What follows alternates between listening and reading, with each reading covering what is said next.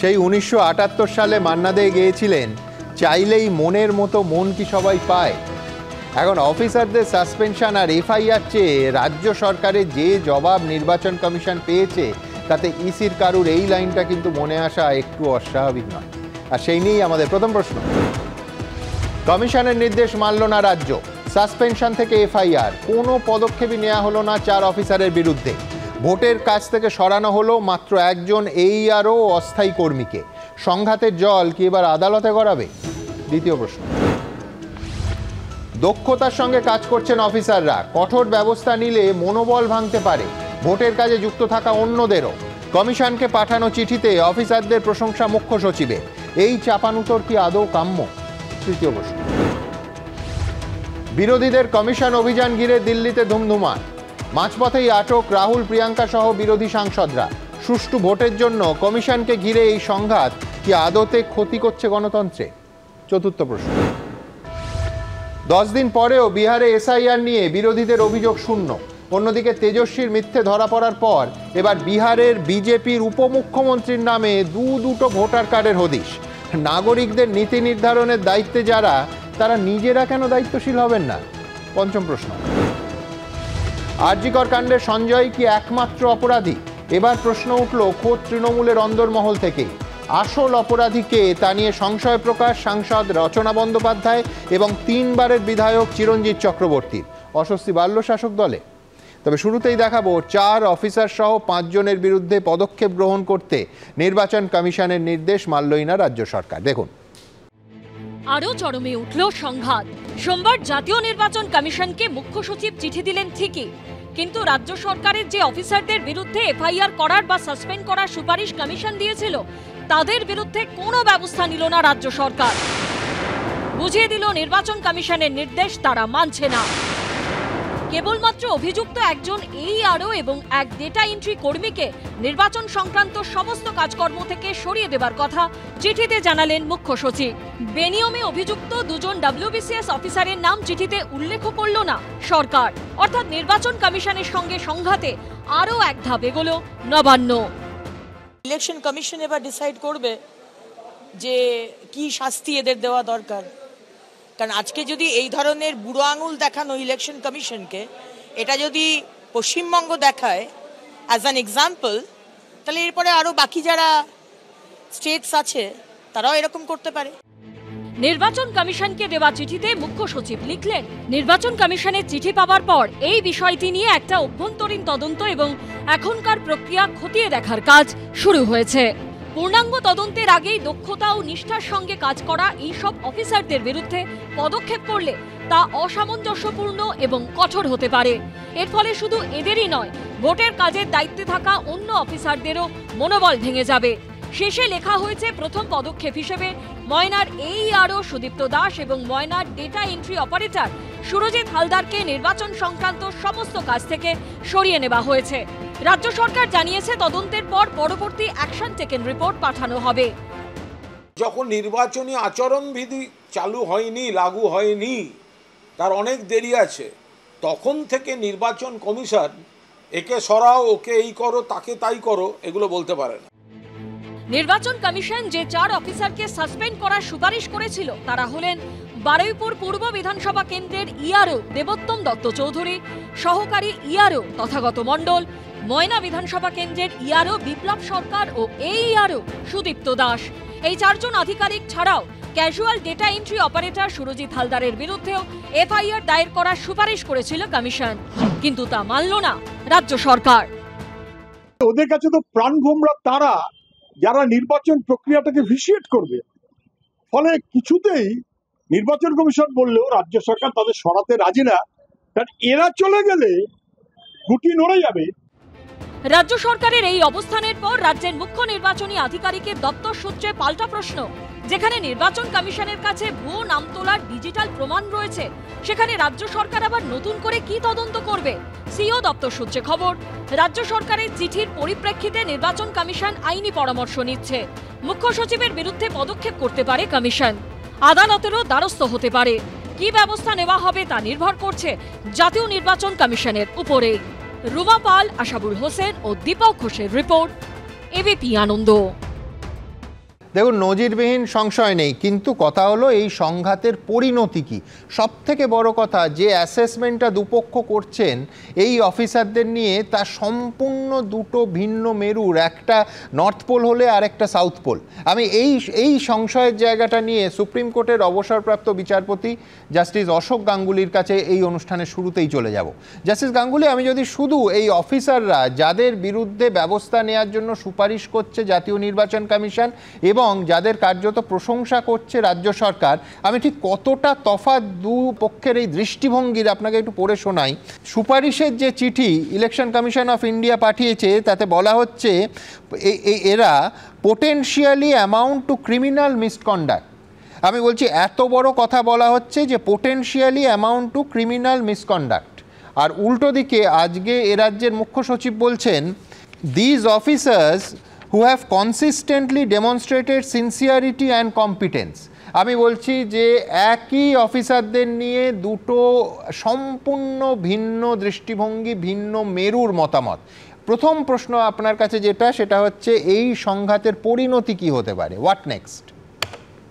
দেখুন, এই যে সংঘাতটা হয়েছে সেটা কিন্তু আইন মেনে রাজ্য সরকার কিন্তু এগোচ্ছেন না।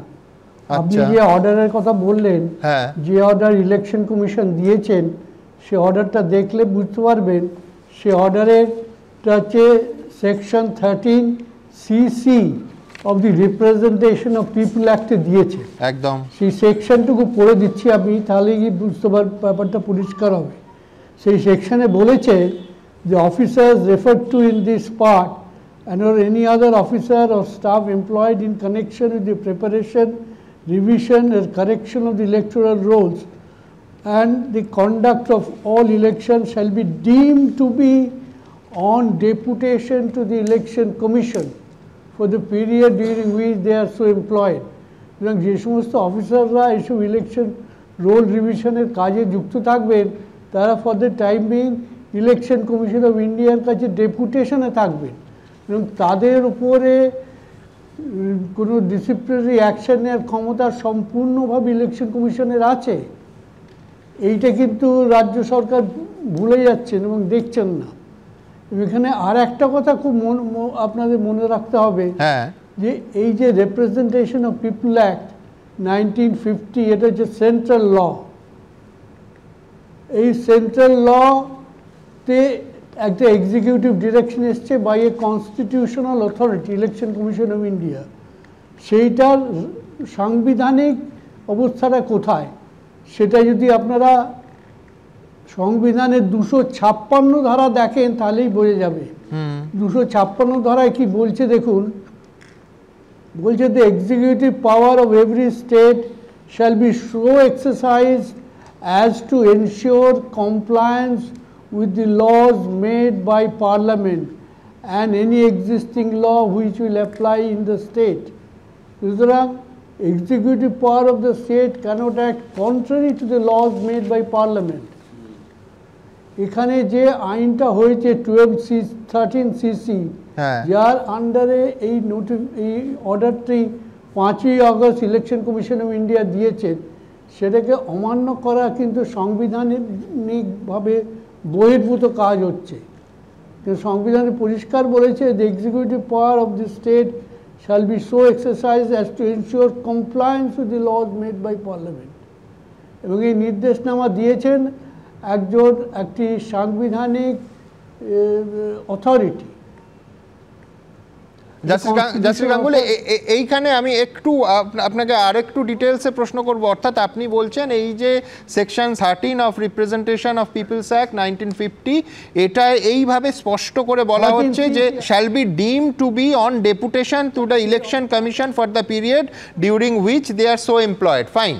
অর্থাৎ আপনি বলছেন যে এরা, মানে এই অফিসাররা, এরা প্রত্যেকে নির্বাচন কমিশনের জন্যই কাজ করছেন এবং সেখানে ডেপুটেশনে আছেন, যার ফল তাদের ব্যাপারে সিদ্ধান্ত নেওয়ার অধিকারী তাহলে শুধুমাত্র নির্বাচন কমিশন এই ক্ষেত্রে। এটা কি আপনি বলছেন? এক। আর দ্বিতীয় আমার প্রশ্ন থাকবে, অর্থাৎ তাই যদি হয় যে আইনত তারা নির্বাচন কমিশনের অধীনস্থ, তারা ব্যবস্থা নিতে পারে, সেক্ষেত্রে রাজ্য সরকারের এই অবস্থান কি সাংবিধানিক সংকট ডেকে আনতে পারে? এর পরিণাম কি হতে পারে? 256টা তো দেখালাম, 256 কি বলছে, executive power of every state.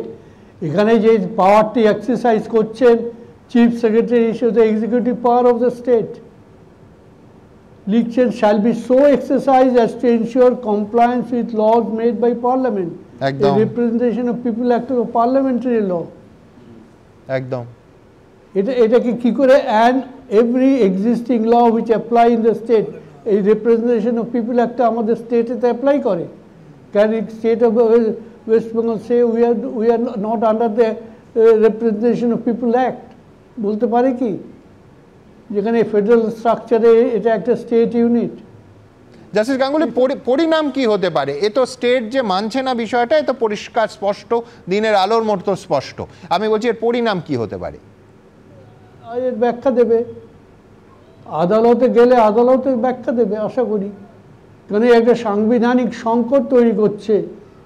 256টা হয়তো অনেকে জানেন না, 256 যেটা অব্লিগেশন অফ দ্য স্টেট আছে,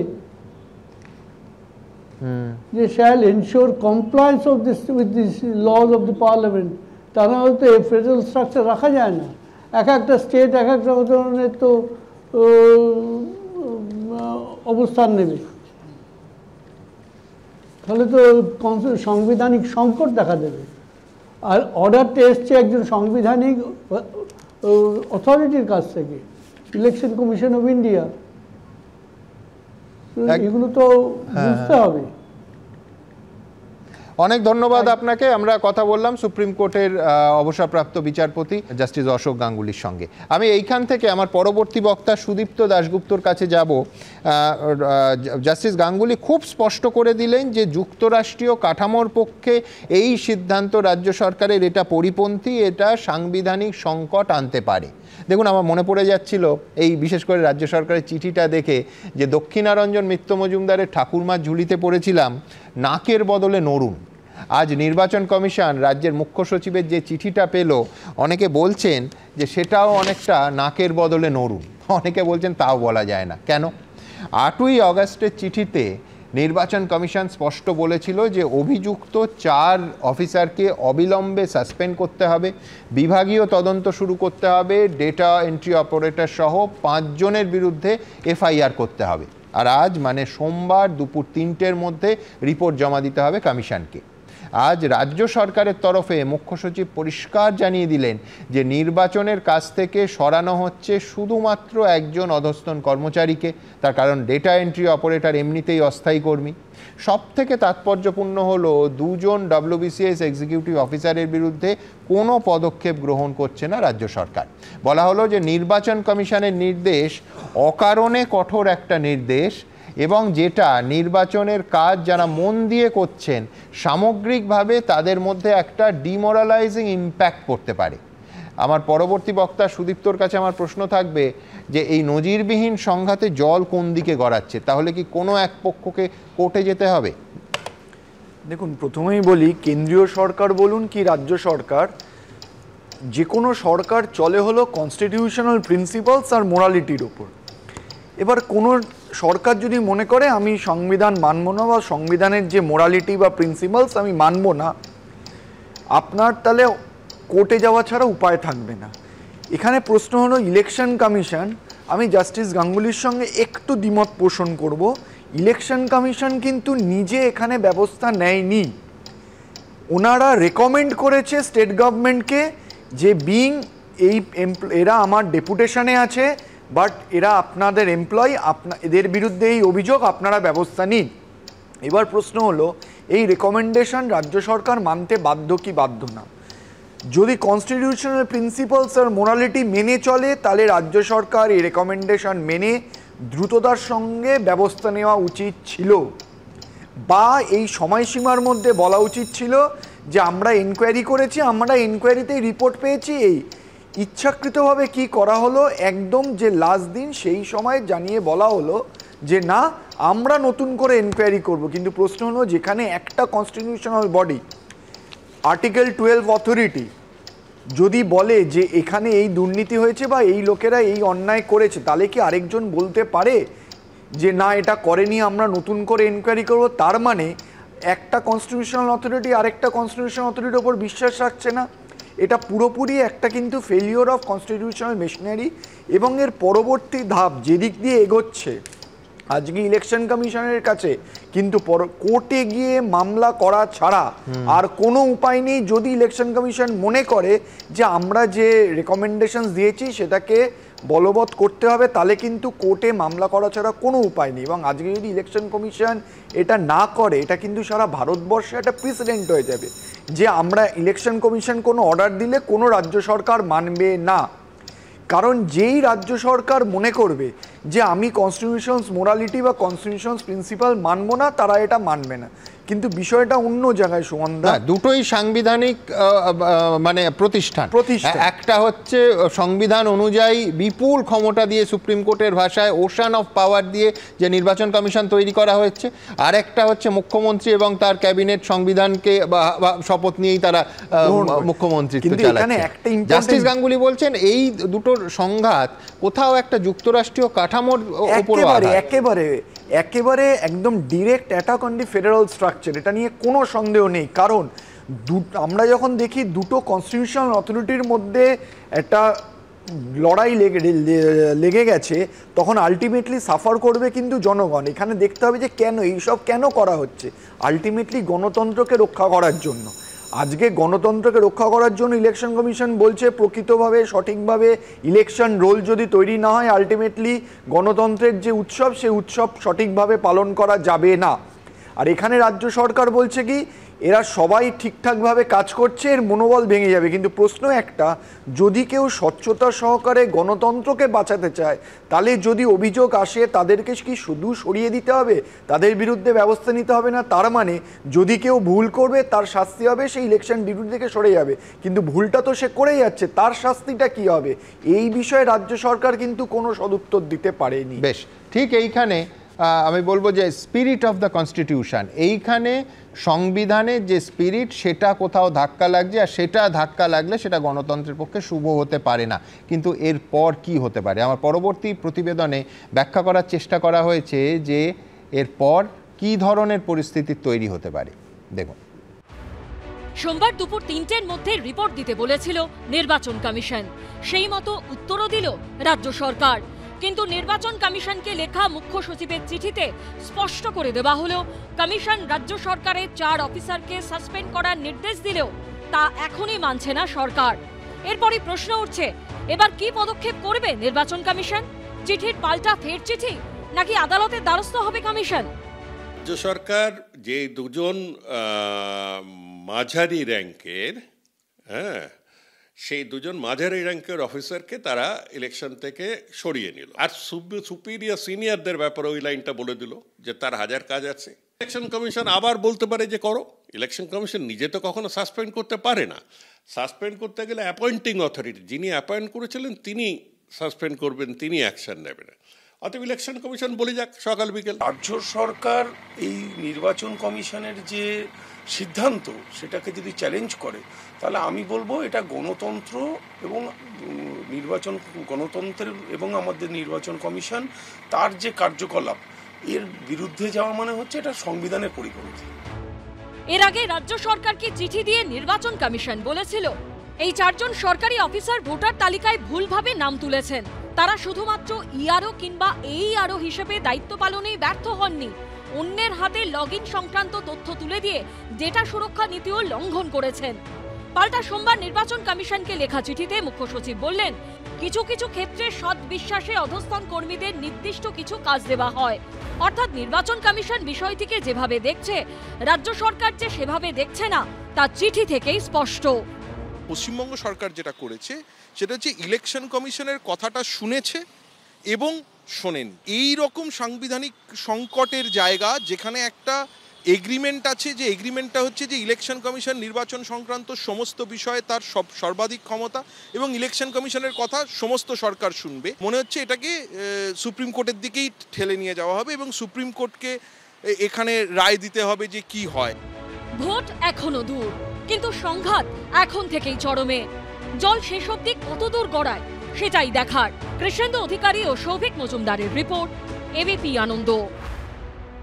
দেখুন, আমার পরবর্তী বক্তার কাছে আমি দুটো অংশ তুলে ধরবো। একটা হচ্ছে নির্বাচন কমিশনের চিঠি অনুযায়ী ইআরও এবং এইআরওরা শুধু তাদের গুরুত্বপূর্ণ যে সরকারি কর্তব্য সেটা পালনে ব্যর্থ হয়েছেন তা নয়, এই ইসির চিঠির ভাষায় দ্বিতীয় পাতায় লেখা হচ্ছে যে তারা also violated the policy of data security while sharing their logging credentials of the ER মানে electoral roll database with unauthorised persons. আমি ঠিক এইখানে আবার উল্টো দিকে বৈশ্বনাথদা, আমার পরবর্তী বক্তা বৈশ্বনাথদা বলতেই পারেন যে তাদের কেউ এই ভয়ঙ্কর বেআইনি কাজটা করেননি, কিন্তু সেক্ষেত্রে আমার প্রশ্ন থাকবে রাজ্য সরকারও নিশ্চয়ই মনে করেছে যে এদের একাংশ করেছেন, এবং করেছেন বলেই আজকের মুখ্য সচিবের চিঠিতে বলা হচ্ছে অ্যাজ আ ফার্স্ট স্টেপ বলে দুটো ব্যাখ্যা করা হয়েছে যে দুজন কর্মচারীকে নির্বাচনের কাছ থেকে সমস্ত ইলেকশন রিলেটেড ডিউটিস থেকে উইথড্র করা হলো, ইলেকটোরাল রিভিশন এবং অন্যান্য নির্বাচন সংক্রান্ত যে কর্তব্য সেইখান থেকে। তার মানে কি রাজ্য সরকারও কার্যত মেনে নিচ্ছে যে এই অভিযোগ, নিশ্চয়ই মেনে নিচ্ছে, নয়তো তাদের দুজনকে এটা থেকে সরানো হবে কেন?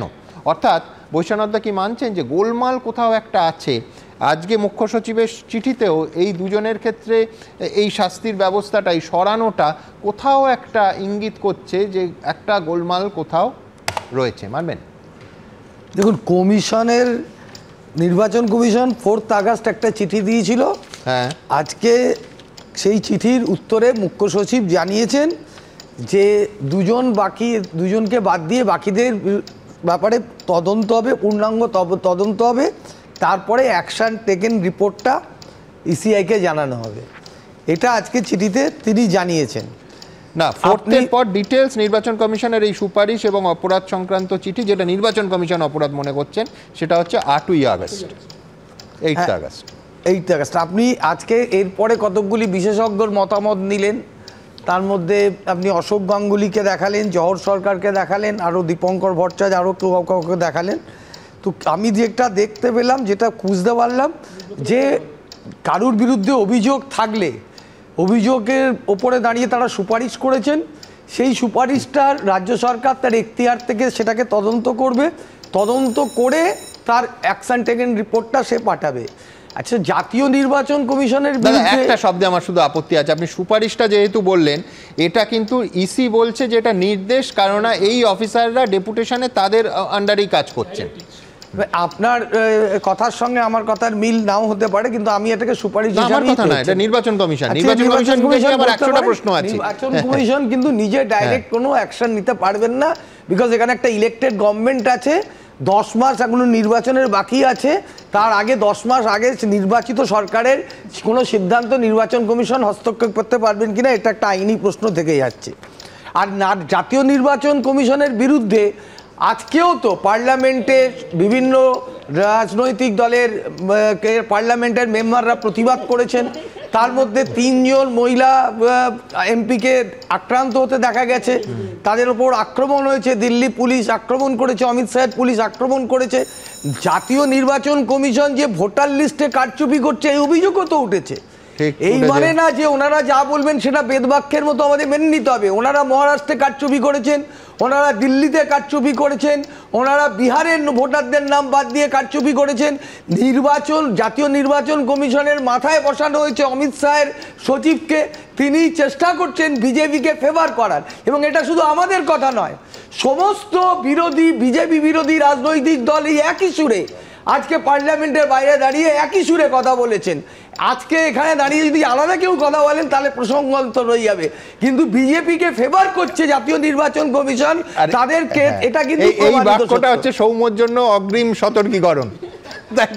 না, আমি তো এখানে আমি তো বলেই দিচ্ছি যে জাতীয় নির্বাচন কমিশন চেস্টিটি নিয়ে আজকে চ্যালেঞ্জ হয়ে গেছে। কনস্টিটিউশনাল বডি, একটা সাংবিধানিক সংস্থা, সে একটি রাজনৈতিক দলের পাপেট হয়ে কাজ করছে, তার হয়ে তাকে ফেভার করছে, এই অভিযোগ আসা মানে তার সেন্টিটি নিয়ে চ্যালেঞ্জ হচ্ছে। ঠিক, একাধিক জায়গায় আমি আপনার সঙ্গে একমত, কিন্তু একটা কথা না বলে পাচ্ছি না, সেটা হচ্ছে যে অমিত শাহের প্রাক্তন সচিব আপনি জ্ঞানেশ কুমারের কথা বলছেন যে তিনি নির্বাচন কমিশনের শীর্ষে বসেছেন। আপনি এক্ষুনি রাজীব হাসিনার নাম বললেন। একদম, আগে দিন আপনাকে বলেছিলাম যে এই রাজ্যের প্রাক্তন, একদম আপনি 100 আপনি যে প্রাক্তন মুখ্য সচিব রাজীব হাসিনা হাসিনা যখন রাজ্য নির্বাচন কমিশনের মাথায় বসেছিল তখন ওই একই অভিযোগ উঠেছিল। আলোচনা হচ্ছে পার্লামেন্টের মেম্বাররা মার খেলো, জাতীয় নির্বাচন কমিশনের বিরুদ্ধে প্রতিবাদ দেখাবো, কিন্তু রাজীব হাসিনার কথাটা তো বলতেই হবে। তার কারণ খুব ইন্টারেস্টিং, তার কারণ যে তার কারণ হচ্ছে যে প্রাক্তন মানে আমি আমলাদের পূর্বাশ্রম যদি ধরি তাহলে এই রাজ্যের মুখ্য সচিব তিনি রাজ্য নির্বাচন কমিশনের মাথায় বসলে ঠিক বিরোধীরা যে সুরে প্রশ্ন তুলেছিলেন, আমি জানি না সঠিক না ভুল, সেটা তো দর্শক বিচার করবেন, মানুষ বিচার করবেন, সেই একই সুরে বৈশ্যানর্দা জ্ঞানেশ কুমারের যিনি অমিত শাহের প্রাক্তন সচিব তিনি কেন এই নির্বাচন কমিশনের মাথায় বসবেন এই প্রশ্ন তুললেন। আমার এমনি খুব কিছু এটা নিয়ে আপত্তি নেই, এর জবাব অন্যরা দেবেন, কিন্তু একটা জায়গা বলতে হবে যে কথা আমরা বারবার বলেছি যে নির্বাচন কমিশন একটা সময় সুপ্রিম কোর্টের প্রধান বিচারপতিকে 3 জনের ওই নিয়োগের কমিটি ছিল, সেইখান থেকে প্রধানমন্ত্রী, লোকসভার বিরোধী নেতা এবং ওই তৃতীয় নামটা সুপ্রিম কোর্টের প্রধান বিচারপতির বদলে ম্যাজিক্যালি হয়ে গেল প্রধানমন্ত্রী মনোনীত আর একজন, অর্থাৎ সংখ্যাগরিষ্ঠ প্রতিনিধি থাকলো কেন্দ্র সরকারে। এটা নিয়ে কিন্তু দিনের পর দিন আমি শো করেছি এবং এটা নিয়ে আমার প্রশ্ন আছে, কিন্তু আমি এর পরবর্তী বক্তা তরুণ জ্যোতির কাছে যাওয়ার আগে ঠিক উল্টো দিক থেকে দেখাবো যে আজকের রাজ্য সরকার এবং মুখ্যমন্ত্রী যেটা করলেন, বিশেষ করে মুখ্য সচিবের এই চিঠি, সেটা কি আরও একবার যে সরকারি কর্মচারীরা যদি কোনো বিপদে পড়ে, আমি খুব গোদাভাবে কথাটা বলছি, তাহলে রাজ্য সরকার তার পাশে আছে, এই বার্তা দিল না? কেন বলছি? মুখ্যমন্ত্রী এর আগে আপনারা জানেন একাধিকবার মঞ্চের ওপর থেকে প্রকাশ্যে বলেছিলেন যে অফিসারদের বিরুদ্ধে যে নির্দেশ এসছে সেই নির্দেশ তাঁর রাজ্য সরকার মানবেন না। কি বলেছিলেন মুখ্যমন্ত্রী? এইবার দেখা। 2 জন WBCS অফিসার ওনারা সাসপেন্ড করে দিল, ইলেকশনে ডিক্লেয়ার হয়নি। কি সাহস! Under which rule? বাবা সাহেব আম্বেদকর এই কনস্টিটিউশন তৈরি করেনি। আমরা সবাই ছোট থেকে জানি যেদিন ডেট অফ নোটিফিকেশন হয় ইলেকশনের, সেদিন থেকে ইলেকশন কমিশন অ্যাকশন নিতে পারে। আমরাও দেখে দেখে তাদের ঠিকমতো আমরা মানে অন্যান্য জায়গায় আমরা তাদের অল্টারনেটিভ দিয়ে দিই। এখন ইলেকশনের অনেক বাকি আছে, এখন থেকে কি ভেবেছেন এই এনআরসির নাম করে ব্যাকডোরে যাকে ইচ্ছা অফিসারদের ভয় দেখাবেন? অফিসারদের পাশে সরকার ছিল, আছে এবং থাকবে। যে কোনো সরকারি কর্মচারীদের পাশে গভর্নমেন্ট ছিল, আছে, থাকবে। আমার 2 জন অফিসারকে নোটিশ পাঠানো হয়েছে কিনা তাকে সাসপেন্ড করা হলো। আমরা বলি তোমার ইলেকশন এখন ডিক্লেয়ার হয়েছে, কোন আইনের বলে তুমি নোটিশ পাঠিয়ে দিচ্ছ, সাসপেন্ড করছো আর বলে দিচ্ছ এফআইআর করতে হবে না? আমি কারো কোনো পানিশমেন্ট করতে দেব না, এটা মাথায় রাখবেন। ভয় পাওয়ার কোনো কারণ নেই। বিজেপি আজকে কি বলছে? তুমি অফিসারদের ভয় দেখাচ্ছ, পুলিশকে ভয় দেখাচ্ছ। শুনুন, আপনাদের প্রোটেক্ট করার দায়িত্ব আমাদের, আমরা আপনাদের রক্ষা করবো জীবন দিয়েও, কোনো চিন্তা করবেন না, কেউ হতাশ হবেন না। ঠিক উল্টো দিক থেকে আমি তরুণ জ্যোতি তিওয়ারির কাছে আসবো, যে তরুণ জ্যোতি, আমি বলছি মমতা বন্দ্যোপাধ্যায় যা বলেছিলেন তাই তো করে দেখালেন। এটাকে আমি যদি ধরি যে মুখ্যমন্ত্রী একেবারে সরকারি কর্মচারীদের, সরকারি অফিসারদের, বিশেষ করে যারা নির্বাচনের কাজ করছেন তাদের একটা বার্তা দিলেন। আমি বলছি যে রাজ্য সরকার তাদের পাশে আছে, কোথাও একটা ভরসা দিলেন, পরবর্তী কাজ যারা করছেন তাদের উদ্দেশ্যে বার্তা। সুমনদা, এটা নিয়ে বলছি, তার আগে আমার হঠাৎ করে আজকে যখন বৈশাদা বলছিল, আমার বাংলাদেশি একজন বিখ্যাত কবি, মানে প্রেম এবং বিদ্রোহর কবি হেলাল হাফিজ সাহেবের একটা কবিতা লাইন মনে পড়ে যাচ্ছিল, যে মিছিলেও প্রেম হোক, ভেঙে যাক মোহ, তুমি সাজো ব্যারিকেড, আমি বিদ্রোহ। যাই হোক, প্রেমের দিন, ভালোবাসার দিন। আর এবার আসি মুখ্যমন্ত্রী চ্যাপ্টারে। মুখ্যমন্ত্রী বলছেন না কোন আইনে করলো। ফার্স্ট থিং সুমনদা, আমাদের মুখ্যমন্ত্রীর বোঝা উচিত, কিন্তু মুখ্যমন্ত্রী, রাজ্যের মুখ্যমন্ত্রী, যে ভারতবর্ষের সংবিধান ফেডারেল কনস্টিটিউশন আমাদের নয়, আমাদের কোয়াসি ফেডারেল কনস্টিটিউশন, যার অর্থাৎ হলো সেন্ট্রাল সেন্ট্রিক ফেডারেলিজম এখানে চলে। প্রথমে বলছেন কোন আইনে করছেন, আমি দেখাচ্ছি এখানে section 21 representation of the people অ্যাক্টের সেকশন 21 ইসিআই কে পারমিশন দেয় যে কোনো সময় তারা চাইলে স্পেশাল ইন্টেন্সিভ রিভিশন করতে পারে, সুতরাং এটা হচ্ছে আইন। সেকেন্ড, যেটা বলছেন উনি রক্ষা করবেন অনেক কথা বলছেন, আমি আরেকটা জিনিস দেখাচ্ছি যেটা জাস্টিস গাঙ্গুলিও বললেন, section 13cc of the representation of the peoples act অনুযায়ী যারা রাজ্য সরকারের যে কর্মচারীরা এই ইলেকশন কমিশনের কাজে নিয়োজিত থাকবে, they will be deemed as employee of the election commission of India, রাজ্য সরকারের নয়। সুতরাং চিফ সেক্রেটারি থেকে আরম্ভ করে একদম লোয়ার লেভেলে বিএলও পর্যন্ত ইলেকশন কমিশন অফ ইন্ডিয়ার এমপ্লয়ি, রাজ্য সরকারের নয় এই কাজের ক্ষেত্রে। এই কাজ যদি ভুল করে কি করবে? ভুল করলে সেকশন 32 অনুযায়ী তাদের বিরুদ্ধে এফআইআর হতে পারে, 3 মাস থেকে 2 বছর পর্যন্ত জেল হতে পারে। হলে কি হবে? চাকরি যাবে, জেল হবে, চাকরি যাবে, পেনশন যাবে, সব যাবে। সুদীপ্ত বললো কেন ইলেকশন কমিশন রেকমেন্ড করেছে, দ্যাট ইজ দ্য রুল, তার জন্যই করেছে।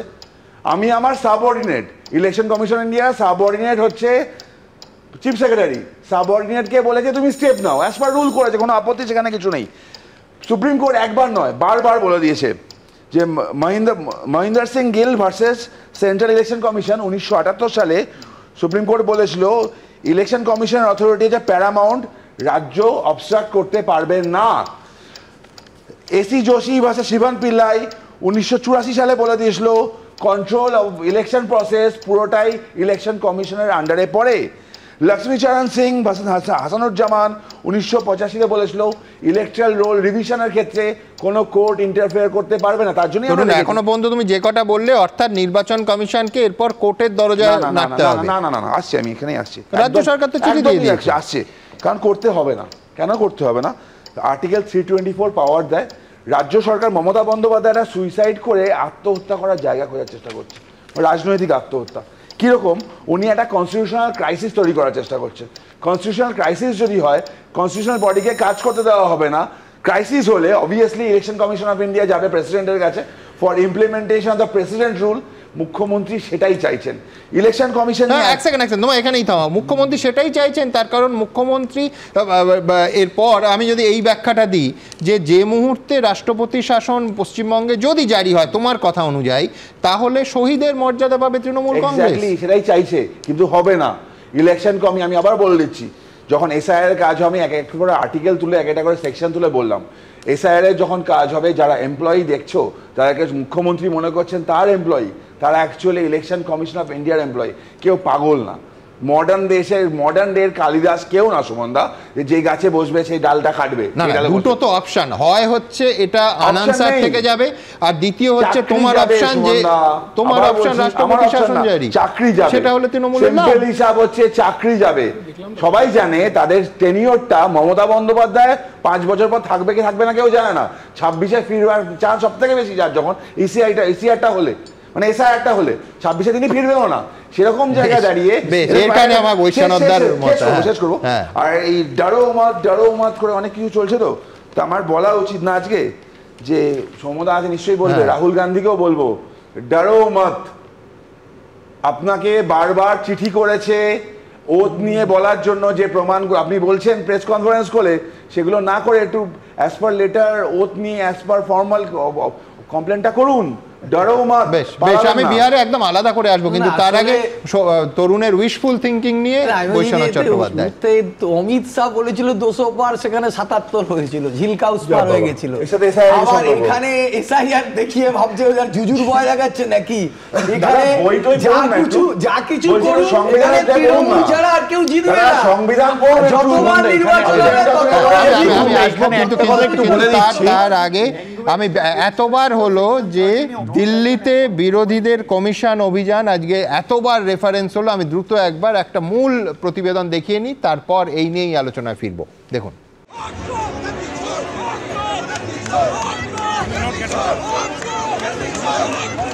নির্বাচন কমিশনের বিরুদ্ধে ভোট চুরির অভিযোগে এবং ভোটার তালিকার বিশেষ সংশোধনের প্রতিবাদে বিরোধী দলগুলি নির্বাচন কমিশন অভিযান ঘিরে ধুন্ধুমার বাঁধল দিল্লিতে। শুরুতেই মিছিল আটকালো দিল্লি পুলিশ, পাল্টা কখনো রাস্তায় অবস্থান বিক্ষোভে বসে, কখনো ব্যারিকেডের উপরে উঠে পড়ে বিক্ষোভ দেখালেন বিরোধী সাংসদরা।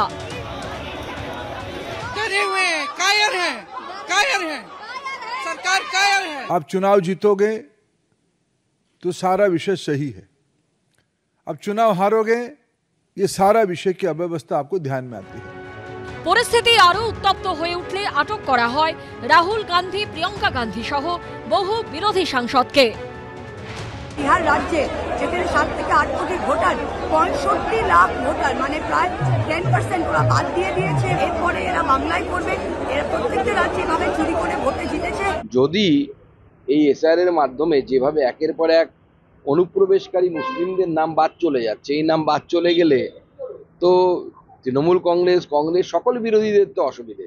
এই জন্য তো গাত্রদাহ। এসআইআর হচ্ছে এমন ফোড়া, বাঁকা ডাকা ডান কাত কোনো কাতে ঘুরেই তৃণমূলের আর ঘুম হচ্ছে না। পুলিশ আটক করার পর বাসের ভেতরে অসুস্থ হয়ে পড়েন মহুয়া মৈত্র। তৃণমূল সাংসদের শুশ্রূষায় এগিয়ে আসেন রাহুল গান্ধী। ধাক্কাধাক্কিতে অসুস্থ হয়ে পড়েন আরেক তৃণমূল সাংসদ মিতালি বাগো। 300 एमपीज इलेक्शन कमीशन से मिलना चाहते हैं और कहते हैं कि हम डेलीगेशन लेके आएंगे, हम आपको एक डॉक्यूमेंट देना चाहते हैं। इलेक्शन कमीशन कहता है नहीं। রাহুল গান্ধী মহুয়া মৈত্রকে জল খাইয়েছেন, তার মাথায় জলে ছিটে দিয়েছেন, মহুয়া মৈত্র সুস্থ হয়ে উঠেছেন, অত্যন্ত ভালো খবর। মিতালি বাগকে আমি দেখতে গিয়েছিলাম, কিন্তু মুশকিল হচ্ছে এই রাজনৈতিক সৌজন্যতা আমরা কিন্তু পশ্চিমবঙ্গে মিস করি। ইন্ডিয়া জোটের শরিকদের পাশাপাশি অরবিন্দ কেজরিওয়ালের দল আম আদমি পার্টিও বিক্ষোভে সামিল হয়। বিজেন্দ্র সিংহের রিপোর্ট, এবিপি আনন্দ। দেখুন, রাজ্যের চিঠিতে একবার ফিরি। যে রাজ্য সরকার এই সংক্ষিপ্ত চিঠিতে নির্বাচন কমিশনের নির্দেশ শুধু মানল না তা নয়, খুব তাৎপর্যপূর্ণভাবে কার্যত তুড়ি মেরে উড়িয়ে দিল। কেন বলছি? যে মুখ্য সচিবের উত্তরে জাতীয় নির্বাচন কমিশনের একটা প্রচ্ছন্ন সমালোচনাও কিন্তু আছে। নির্বাচন কমিশনের নির্দেশকে মুখ্য সচিব বলছেন may be a disproportionately harsh measure. আর অত্যন্ত বড় কথা, অত্যন্ত তাৎপর্যপূর্ণ, আবার বলছি একটা প্রচ্ছন্ন সমালোচনা কিন্তু আছে। এখন রাজ্যের প্রশাসনিক কাঠামোতে, একটা অ্যাডমিনিস্ট্রেটিভ স্ট্রাকচারে এর কী ইম্প্যাক্ট করতে পারে? আমার পরবর্তী বক্তা বিশ্বনাথ চক্রবর্তী কী মনে করছেন?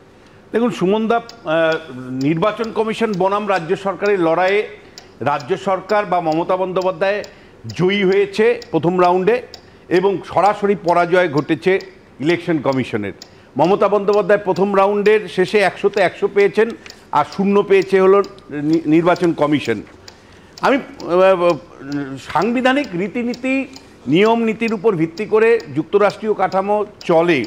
যারা সংবিধান লিখেছেন তারাও হয়তো ভাবেননি কোনো দিন এইরকম সংঘাত রাজ্য সরকারের সাথে ইলেকশন কমিশনের করতে হবে এবং তার অর্ডারকে সমস্ত আইন থাকা সত্ত্বেও ডিফাই করতে পারে, অস্বীকার করতে পারে কোনো রাজ্য সরকার। এটা সংবিধান প্রণেতা বাবা সাহেব আম্বেদকরও কোনোদিন ভাবেননি। কিন্তু নতুন সিচুয়েশন, নতুন করে ভাবতে হচ্ছে। ইলেকশন কমিশনের আদেশকে যেভাবে অগ্রাহ্য করলো রাজ্য সরকার, তাতে 3-4টে জিনিস ফুটে উঠে। একটা হলো সরাসরি চ্যালেঞ্জ করা হয়েছে কার্যত আজকে চিঠির পরেও। দ্বিতীয় যেটা, সেটা হলো এখতিয়ার নিয়ে প্রশ্ন করা হয়েছে ইলেকশন কমিশনের। থার্ড যেটা আমার মনে হয়েছে আজকে চিঠির থেকে, অ্যাসেসমেন্ট, অর্থাৎ যে অ্যাসেসমেন্ট ইলেকশন কমিশন করেছে সেটা মিথ্যা বা ভুল বলে রাজ্য সরকার প্রমাণিত করবার চেষ্টা করেছে। চতুর্থ যেটা, সেটা হলো ইলেকশন কমিশনের এখতিয়ারের মধ্যে ঢুকে রাজ্য সরকার হস্তক্ষেপ করেছে। এমনকি ডেপুটেশনে যে লোকটি এই মুহূর্তে আছেন, শাস্তির কথা যাদেরকে বলা হচ্ছে, সেই ডেপুটেশনে থাকা লোককে কি করে ওখান থেকে সরিয়ে মানে ইলেকশনের বাইরে নিয়ে যান, যেটা ইলেকশন কমিশনের নিজস্ব এখতিয়ারের মধ্যে পড়ে। ফলে এতগুলো বিষয় আছে। একই সাথে মুখ্য সচিবের বক্তব্যের মধ্যে পরিষ্কার ধরা পড়ছে যে এতে নাকি মানে অর্থাৎ শাস্তি দিলে যারা সরাসরি মানে অপরাধী বা দোষী সাব্যস্ত ইলেকশন কমিশনের চোখে, তাদেরকে শাস্তি দিলে নাকি নির্বাচনের কাজে যারা আরো বাকিরা যুক্ত তাদের মনোবল নাকি ভেঙে যাবে। একদম। আমি তো মনে করি ঠিক উল্টো বিষয়টা। আপনি ভাবুন তো, আজকে যদি দোষ করে শাস্তি না হয়, তাহলে যারা প্রশাসনে দোষ করেন তারা উৎসাহিত পাবেন, তারা উৎসাহিত হবেন যে ভাই এই রাজ্যে মুখ্যমন্ত্রী আমাদের সাথে আছে, ফলে আমরা যদি নির্বাচনী কাজে যদি কোনো দোষও করি, রাজ্য সরকার আমাদের বাঁচাবে।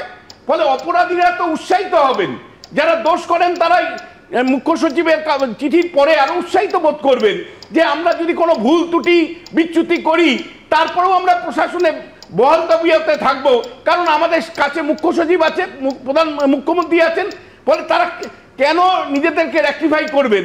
মুখ্যমন্ত্রী পূর্ণ নিয়ন্ত্রণের মধ্যে থেকে যত অপরাধ করা যায় করব আমরা, এবং আমরা তো ছাড় পেয়ে যাব। এবং একই সাথে আপনাকে বলি, এরপরে কিন্তু সমস্যা কিন্তু মিটলো না।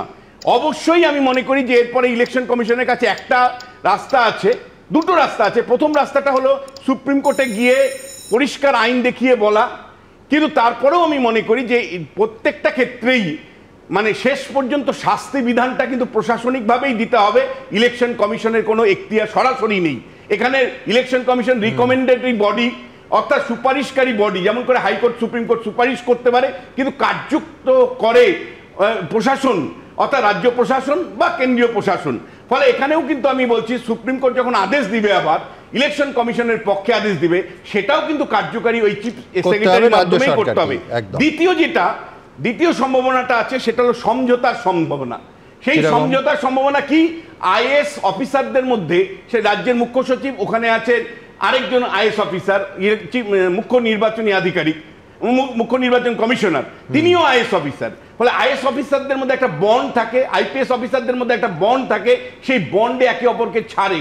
এই অভিজ্ঞতাও আমার রাজনীতি বিশ্লেষণের জীবনে বারবার আমি দেখেছি যে আইএসদের মধ্যে একটা সূক্ষ্ম একটা কনভার্জেন্ট পয়েন্ট থাকে, সেখান থেকে তারা এক্সিট রুট খোঁজেন।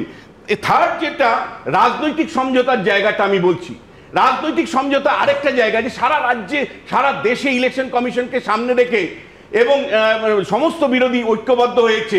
মমতা বন্দ্যোপাধ্যায়কে যদি আমি একটা এক্সিট রুট দিতে পারি, তাহলে বিরোধীদের জোটটাকে ঘেটে দিতে পারবো। কিন্তু আমি লাস্ট যে কথাটা বলবো, যে ইলেকশন কমিশন যদি দৃঢ় থাকে, যদি তার ফার্ম মানে অবস্থান থাকে, তাহলে কিন্তু ইলেকশন কমিশন এই লড়াইটা লড়তে পারেন। কেন লড়তে পারেন? যদি শেষ পর্যন্ত এসআইআর না করে সুমন দা, এবং এই অফিসারদেরকে যদি শাস্তির বিধান না করে, এক সেকেন্ড প্লিজ, ইলেকশন কমিশন যেটা করতে পারে সেটা হলো কাজটা দেরিতে নিয়ে যাবে, ধীরে ধীরে দেরিতে নিয়ে যাওয়ার পরে 11ই মে পরে যখন সরকারের মেয়াদ শেষ হয়ে যাবে, তখন রাষ্ট্রপতি ইলেকশন কমিশন একটা ইন্ডিপেন্ডেন্ট এজেন্সি, এরা সেন্ট্রাল গভর্নমেন্ট বা স্টেট গভর্নমেন্টের মুখাপেক্ষী নয়। বিভিন্ন সময় এসআইআর না হলো এসএসআর আমরা রিচার্জ করি, ইন্ডিপেন্ডেন্ট এজেন্সি। একদম, আমি লাস্ট বলছি মন্দা, না প্রশ্ন মনে থাকলে হবে না, আমি একটু মনে করিয়ে দিই। তরুণ বলছে যে একদম নিরপেক্ষ একটা সংস্থা। আচ্ছা, আমি বলছি এইটা কিন্তু এই মূল্যায়নটা লক্ষ্য করুন, কোন সরকারে কোন দল আছে, সরকারে আছে নাকি বিরোধী আসনে বসছে, তার উপর নির্ভর করে। আমি তরুণকেই মনে করিয়ে দেবো, প্রধানমন্ত্রী হওয়ার আগে আমাদের এই রাজ্যের মাটিতে দাঁড়িয়ে 2014 সালের 5ই মে স্বয়ং নরেন্দ্র মোদী বিজেপির প্রধানমন্ত্রী পদপ্রার্থী আসানসোলে বাবুল সুপ্রিয়র হয়ে সভা করতে এসে এই নির্বাচন কমিশন সম্পর্কে বলেছিলেন, কোন সরকার আপনাদের বসিয়েছে, কে আপনাদের মালিক, এর ভিত্তিতে নির্বাচন কমিশন কাজ করতে পারে না। আমি অত্যন্ত গুরুত্বপূর্ণ অভিযোগ করছি। নরেন্দ্র মোদী ঠিক কী বলেছিলেন আবার বলছি, 2014 সালের 5ই মে, তরুণের কথার প্রেক্ষিতে, যে নিরপেক্ষ সংস্থা। আচ্ছা देखो, आरोप लगा रहा हूं, आप इन इलाकों के इलेक्शन में रिगिंग रोकने में विफल गए हैं, हिंसा रोकने में विफल गए हो, झूठे मुकदमे हमारे बाबुल पे लगाए जा रहे हैं। इलेक्शन कमीशन का काम है नागरिकों को प्रोटेक्ट करना। आप अपनी जिम्मेवारी को सही ढंग से निभाएं, इसके लिए मैं आग्रह करता हूं। निष्पक्ष चुनाव कराना ये आपकी जिम्मेवारी है। किस सरकार ने आपको बिठाया, कौन आपके मालिक हैं, उसके आधार पर इलेक्शन कमीशन काम नहीं कर सकता है। मैं बहुत गंभीर आरोप लगा रहा हूं, গম্ভীর আরোপ। আমি বলছি তরুণ, এটা নিয়ে মানে নতুন কিছু নয় ভারতীয় রাজনীতিতে। কংগ্রেস যতদিন ক্ষমতায় ছিল একেবারে বুক দিয়ে নির্বাচন কমিশনকে নিরপেক্ষ সংস্থা বলতো, আর তখন বিজেপি সহ সমস্ত বিরোধীরা তখন বলতো নির্বাচন কমিশন কংগ্রেসের কথায় চলে। চিরকাল রয়েছে পার্টা পলিটিক্স, যেমন কংগ্রেস হারলে ইভিএম খারাপ, জিতলে ইভিএম ভালো, ওরকমই আমি আসছি। তোমার ফার্স্ট পয়েন্ট যেটা ছিল যে চেঞ্জ করে দেওয়া হলো সিলেকশন প্রসিডিউর, একটা ল পার্লামেন্টে হয়েছিল, তো that could have been challenge. ওটা চ্যালেঞ্জ হয়েছিল সুপ্রিম কোর্টে, ওই লটা চ্যালেঞ্জ হয়েছিল আল্ট্রা ভাইরাস বলে। কি হলো? কিছু হয়েছে কি হয়নি, কেন হয়নি? কারণ সাবস্টেন্স ছিল না। সেকেন্ড পয়েন্ট, না না না আমি বলছি স্পিরিটটা, আবার বলছি যদি সুপ্রিম কোর্টে চিফ জাস্টিস থাকতেন এটা মামলার বিষয় নয়, স্পিরিট অফ ডেমোক্রেসি কোথায় হবে? সুপ্রিম কোর্টে তো লয়ের টেস্ট কোথায় হবে? সুপ্রিম কোর্টে তো ইন্ডিপেন্ডেন্ট কিন্তু আমি বলছি এসআইআর নিয়ে এত আপত্তি লাস্ট 2 বছরে এসএসআর বিভিন্ন জায়গায় হয়েছে। এসএসআর হিসাবে কর্ণাটকায় 27 লক্ষ, তেলেঙ্গানায় 33 লক্ষ, কেরালায় 13 লক্ষ ভোটার বাদ গেছে। 2002 বেঙ্গল এসআইআর এ 24 লক্ষ বাদ গেছে। এটা নর্মাল প্রসেস, এটা নিয়ে আপত্তির কি আছে? কনস্টিটিউশনাল প্রবলেম হবে মমতা বন্দ্যোপাধ্যায় যদি আটকায় ইলেকশন কমিশনের জায়গা আছে। আমি বলছি যে এটা আগে 2002 যেটা বললেন সেটা কতদিন লেগেছিল এসআইআরটা করতে? এসআইআরটা করতে few months, not few months, not few months, few years বলো। আর প্রথম কথা আমার কথা হলো যে এটা করতে এসছে কেবল মাত্র নির্বাচনের আগে। বিহারেও তো ঠিক নির্বাচনের আগে করলো, সেই প্রশ্ন সুপ্রিম কোর্ট তো করলো, সেই প্রশ্ন সুপ্রিম কোর্ট করেছিলেন। কি হলো? সুপ্রিম কোর্ট গুরুত্বপূর্ণ কোশ্চেন করেছে যে ভোটার সুপ্রিম কোর্টে হয়েছে কি? ও দাদা কালকেই এটা নিয়ে শুনানি আছে, আবার দেখা যাবে। আমি বলছি কিন্তু আমার পরবর্তী বক্তা ডক্টর নজরুল ইসলামের কাছে আমার প্রশ্ন থাকবে যে জাতীয় নির্বাচন কমিশনের ডেপুটেশনে কাজ করছেন, এটা বারবার চিঠিতে একেবারে ধারা উল্লেখ করে, যেখানে জাস্টিস গাঙ্গুলিও বললেন অনিয়ম আর দুর্নীতি এই পর্যায়ে হয়েছে বলে ইসি মনে করছে এই ভাষায় যে which potentially amount to criminal misconduct. অত্যন্ত গুরুত্বপূর্ণ বড় কথা। এখন সেই গোলমেলে ভোটার লিস্টের একটা ডিজিটাল ফুটপ্রিন্ট আছে নির্বাচন কমিশনের কাছে, এই চিঠি থেকে সেটা পরিষ্কার। তার ভিত্তিতে তদন্ত করে নজরুলদা ইসি একটা সিদ্ধান্তে পৌঁছেছে এবং তারপরই রাজ্য সরকারকে এই নির্দেশ দিচ্ছে। আমি বলছি রাজ্য সরকারের আজকের চিঠির যে অবস্থান সেটা আইনি দিক থেকে কতটা যুক্তিযুক্ত? দেখুন, পুরোপুরি বেআইনি এবং চিফ সেক্রেটারি যেসব কথাবার্তা বলেছেন সেগুলো ওই পদে বসে তিনি বলতে পারেন না। যেমন আমি প্রথমে শুরু করছি যে হার্স মেজার, একজন ডাকাত ডাকাতি করে খায়, পরিবার চালায়, দরকার হলে মার্ডার করেন। একজন সুপারি কিলার মার্ডার করে খায়, তো তাদেরকে ধরে আমরা ফাঁসি দিই, অন্তত যাবজ্জীবন কারাদণ্ড দিই, এটা হার্স মেজার কিনা? তো কেউ যদি অপরাধ করে তাকে হার্স মেজারই নিতে হবে তার বিরুদ্ধে সফটনেস দেখাবেন যিনি, তিনি অপরাধী। অর্থাৎ হার্স মেজার নেওয়াই দরকার। আমি যদি ইয়ারও হয়ে আমি যদি যে লোকটার নাম ভোটার লিস্টে তোলার কথা নয় আমি যদি তুলে দিই, তার বিরুদ্ধে হার্স মেজারই নিতে হবে। চিফ সেক্রেটারি এটা একদম অন্যায় কথা বলেছেন, অপরাধ করেছেন, তার সাজা হবে। নজরুল, আমি পুরো বাক্যটা পড়ি। আমি বলছি যে আপনি বলছেন হার্শ মেজার, আমি বলছি যে তার সঙ্গে একটা দরাজ সার্টিফিকেট আছে against this officer who have consistently demonstrated sincerity and competence may be a disappropriately harsh measure.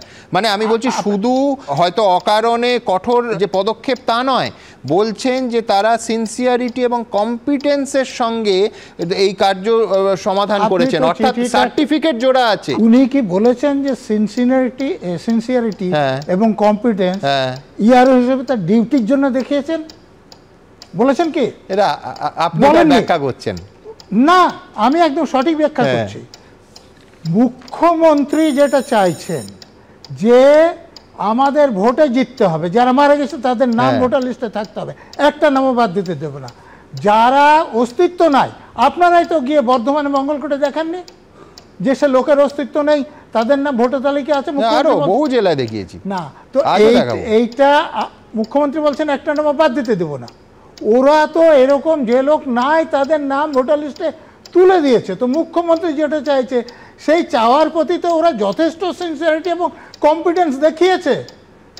Chief secretary চিঠি থেকে বের করে দেখান। হ্যাঁ, বলছেন যে ডিটেইল এনকোয়ারি হওয়ার আগে এই পদক্ষেপ নেওয়া যাবে না। এই তো ডিটেইল এনকোয়ারি করার উনি কে? উনি কি ইলেকশন কমিশনের লোক? এই লোকগুলো যে কাজগুলো করেছে তারা তো ইলেকশন কমিশনের ডেপুটেশন তার জন্যে। এখানে উনি এনকোয়ারি করতেই পারেন না, ওনার কোনো ক্ষমতাই নাই আমি বলছি। কারণ আমি যখন অন্য একটা রেলেতে ডেপুটেশনে ছিলাম তখন আমাদের এনকোয়ারি করলে কে করবে? আমি যেমন আমাকে তো প্রেসিডেন্ট অ্যাপয়েন্টমেন্ট দিয়েছিল আইপিএস অফিসার, আমি যখন ওয়েস্ট বেঙ্গল গভর্নমেন্টে কাজ করছি আমার বিরুদ্ধে প্রসিডিং এনকোয়ারি কি স্টেট গভর্নমেন্ট করেনি, সেন্ট্রাল গভর্নমেন্ট করেছে কি? তো তাহলে চিফ সেক্রেটারি এটা জানেন না? উনিও তো অল ইন্ডিয়া সার্ভিসের লোক। যখন তারা ডেপুটেশনে কাজ করছে সেই কাজ করাতে তিনি যে দুর্নীতি করেছেন তার জন্য এনকোয়ারি, এটা উনি করতে পারেন না। আমি বলছি আপনাকে উনি করেছেন, এরপর কি হতে পারে? না করেছেন তো, চিঠিতে একদম পরিষ্কার অবস্থান পরিষ্কার করে দিয়েছে রাজ্য সরকার করতে পারে। এবং আরো বলছি উনার, আপনি যখন চিঠির কথা বললেন আমি চিঠিটার কথা আগে বলিনি, অন্য কথা পরে বলবো। তিনি বলছেন যে এই যে অফিসাররা কাউকে দায়িত্ব ডেলিগেট করে দিয়েছে সেটা ইন গুড ফেথ। উনি কি জানেন না যে আইনের গুড ফেথের ডেফিনিশন হচ্ছে with due care and attention, with due care and attention. যদি বলেন আমি আইন বের করে দেখিয়ে দেবো। তো তাহলে যদি কেউ এই কাজটা with due care and attention করেননি, এটা যে করেননি সেটা তো ইলেকশন কমিশন তদন্ত করে রিপোর্টে বলেছেন, তাহলে উনি গুড ফেথ বলেন কি? গুড ফেথ জানেন না? চিফ সেক্রেটারি হয়ে বসে আছেন, আমাকে মেনে নিতে হবে। তাহলে গুড ফেথ জানেন না? তারপরে আসি আরো দু একটা কথা দয়া করে বলতে। নির্ধারিত সময় শেষ, খুব দ্রুত বলতে হবে নজরুলদা। হ্যাঁ আমি বলছি, এই যে তিনি বলছেন এই যে উইথড্র করা হলো, ইলেকশন কমিশনে তাদেরকে নিতে পারে কে? চিফ ইলেকটোরাল অফিসার আছে এবং তার অধীনে একবার যখন ইয়ারও নিযুক্ত হলো তারা নিতে পারেন। তো তাদেরকে অব্যাহতি তারা দিতে পারেন। তো তারা অব্যাহতি না দেওয়া পর্যন্ত তিনি কী করে উইথড্র করেন? কোথায় ক্ষমতা আছে আমাকে দেখান। অর্থাৎ চিফ সেক্রেটারি একদম প্রতি ছত্রে ছত্রে বেআইনি কথা লিখেছেন, উনি লিখতে পারেন না। এরপর নির্বাচন কমিশন কি করতে পারে? নির্বাচন কমিশন দেখুন তিনটে পথ খোলা আছে।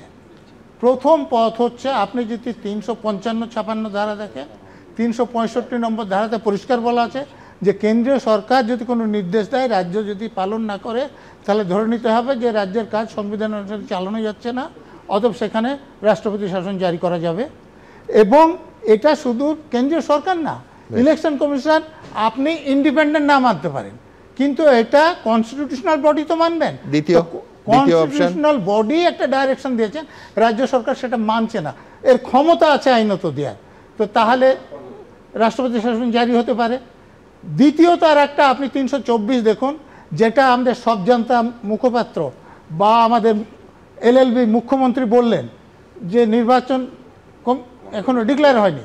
324-এ দেখুন কোথাও বলা নেই যে নির্বাচন ডিক্লেয়ার হতে হবে। বেশ, তৃতীয়, ইলেকশন কমিশন যদি চান তাহলে কেন্দ্রীয় এবং রাজ্য সরকার সব সরকারি কর্মচারীকে রাষ্ট্রপতি এবং গভর্নর তাদের অধীন করে দিতে পারেন। এখনো যদি ইলেকশন কমিশন চিফ সেক্রেটারিকে তাদের অধীন নিয়ে চিফ সেক্রেটারির বিরুদ্ধে ব্যবস্থা নিতে পারেন।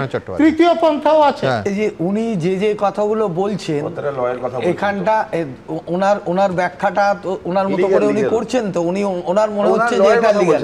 এবার যিনি চিঠি লিখেছেন তিনিও তো একজন ব্যুরোক্র্যাট, চিফ সেক্রেটারি, তিনিও নিশ্চয়ই লিগালি কনসাল্ট করে লিখেছেন।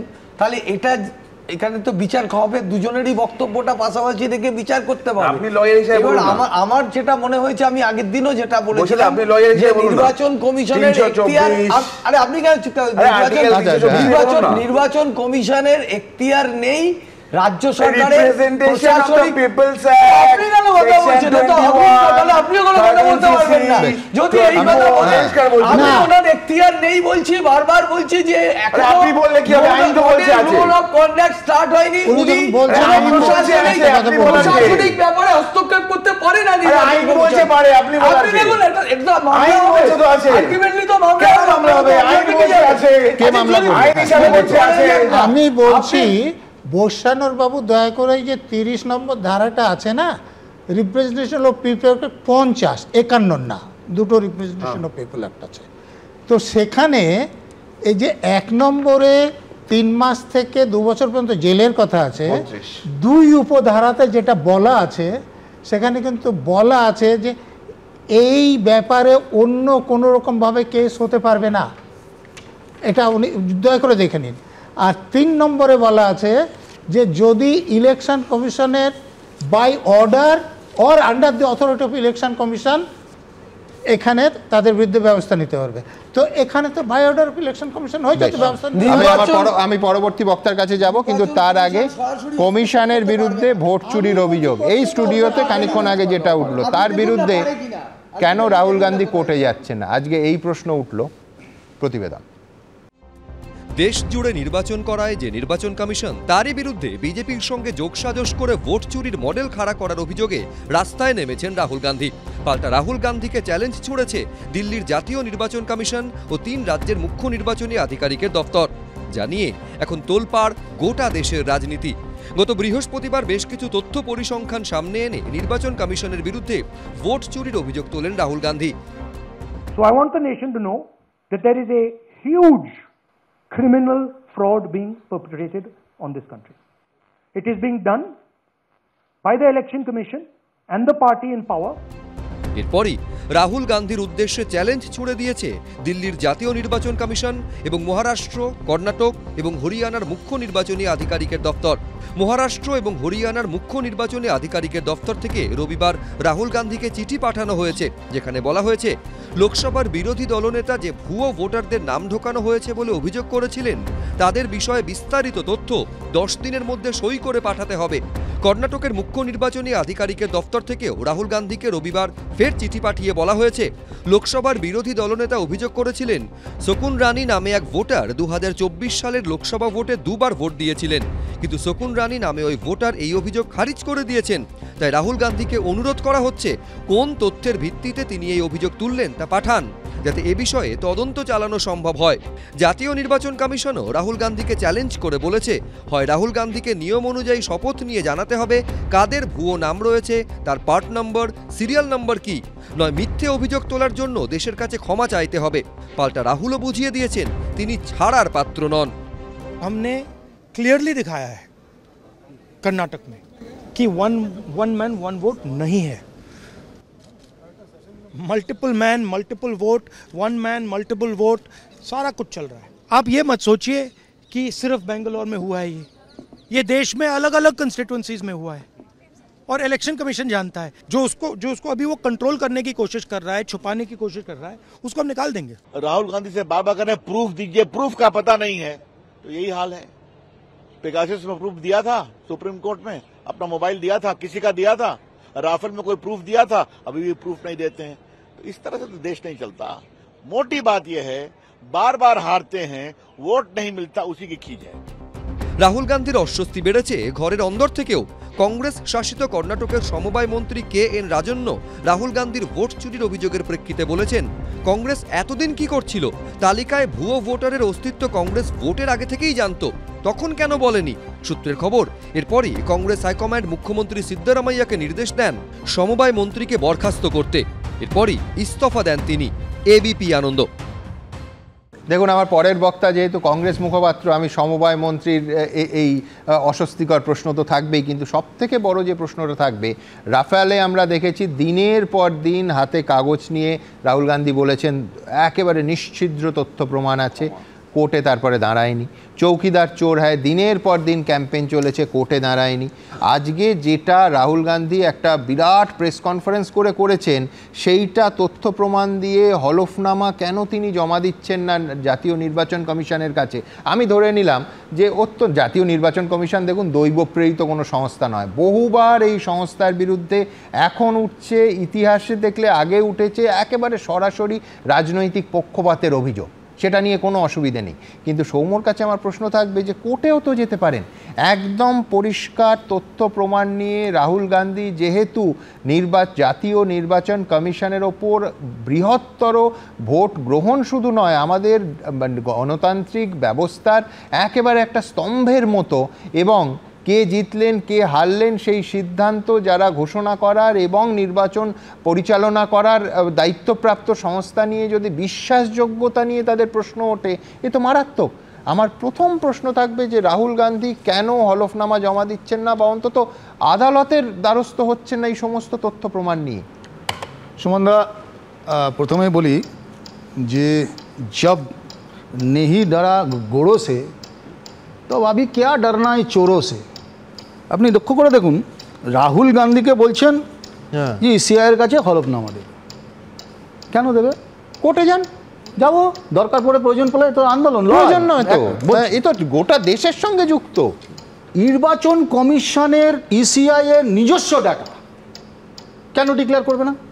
আমরা বলছি যে আপনি ডিজিটালাইজেশনের ডিজিটাল ডেটা কেন ডিক্লেয়ার করবেন না? আলোচনা করুন। রাজ্যসভাতে মল্লিকার্জুন খার্গে তুলেছে কথা।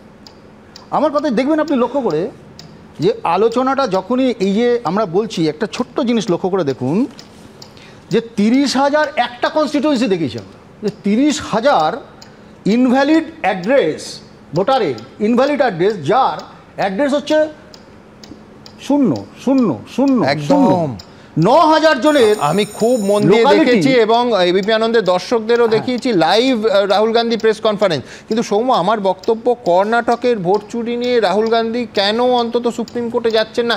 এসআইআর নিয়ে তো কংগ্রেস গেছে। আমাদের দেখতে দিন, আপনি সব থেকে বড় দেখুন কথাটা যখন বলা হচ্ছে যে 9,000 জনের মধ্যে একটা লোকালিটির অ্যাড্রেস, একটা বাড়িতে 8,000 লোক থাকে, 80 জন একটা ঘরে, 10 ফুট বাই 10 ফুটের একটা ঘরের ভেতরে 80 জনের অ্যাড্রেস দেখেছি তো। আমার কথা হচ্ছে কি করে ইএসআই বিএলওর এই অ্যাড্রেস অ্যাপ্রুভ করলো, নাম্বার 1। নাম্বার 2, বিএলএ ভেরিফিকেশন করার কথা ছিল, করেননি কেন? নাম্বার 3, আপনি মনে করছেন একটা কর্ণাটকের অ্যাড্রেস দেখে, একটা কর্ণাটককে সেট অফ এক্সাম্পল মানে আমরা তুলে ধরেছি বলে সারা ভারতবর্ষে জিনিসটা হয়েছে। এবার আপনি বলছেন নির্বাচন আর নৈতিকতা এক জিনিস। এখন দেখবেন অদ্ভুত ব্যাপার, নির্বাচন কমিশনকে যখন আমরা প্রশ্ন করেছি 1 ম্যান 1 ভোট, রবিশঙ্কর প্রসাদ কি নির্বাচন কমিশনের মুখপাত্র নাকি? রবিশঙ্কর প্রসাদের গায়ে লাগছে কেন? হঠাৎ রবিশঙ্কর প্রসাদ মাঠে নামছেন কেন? আমার প্রশ্ন হচ্ছে হঠাৎ তরুণজ্যোতি তিওয়ারিরা ইলেকশন কমিশনের চুরি ধরতে বেরিয়ে বেরিয়েছেন কেন? চোরেদের সমর্থনে বেরিয়েছেন নাকি? মানে নির্বাচন দেখুন, আমরা যেখানে অ্যাটাকটা করেছি খুব সঠিক জায়গায়, যেহেতু নির্বাচন কমিশন এই ধানলিতে বিজেপিকে সহায়তা করছে, বিজেপি মাঠে নেমে পড়েছে।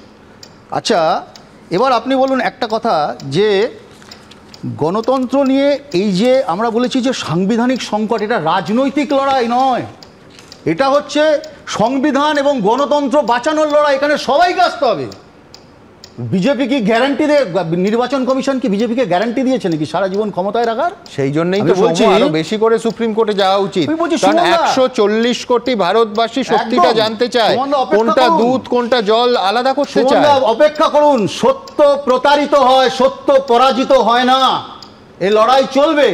আর এই রাজ্যে এই যে কথাটা বারবার বলছেন না, একটু আগে ওই যে ডিসক্লেমার দিয়েছিল, মানে বক্তৃতা করার আগে আমার বিরুদ্ধে ডিসক্লেমার দিয়ে দিয়েছে তৃণমূলের প্রতিনিধি, আমি ওনাকে সম্মান জানিয়ে একটা কথা বলি, লড়াইটা তো হচ্ছে চুরির বিরুদ্ধে, চোরেদের বিরুদ্ধে, ইলেকশনের ধান্দলির বিরুদ্ধে।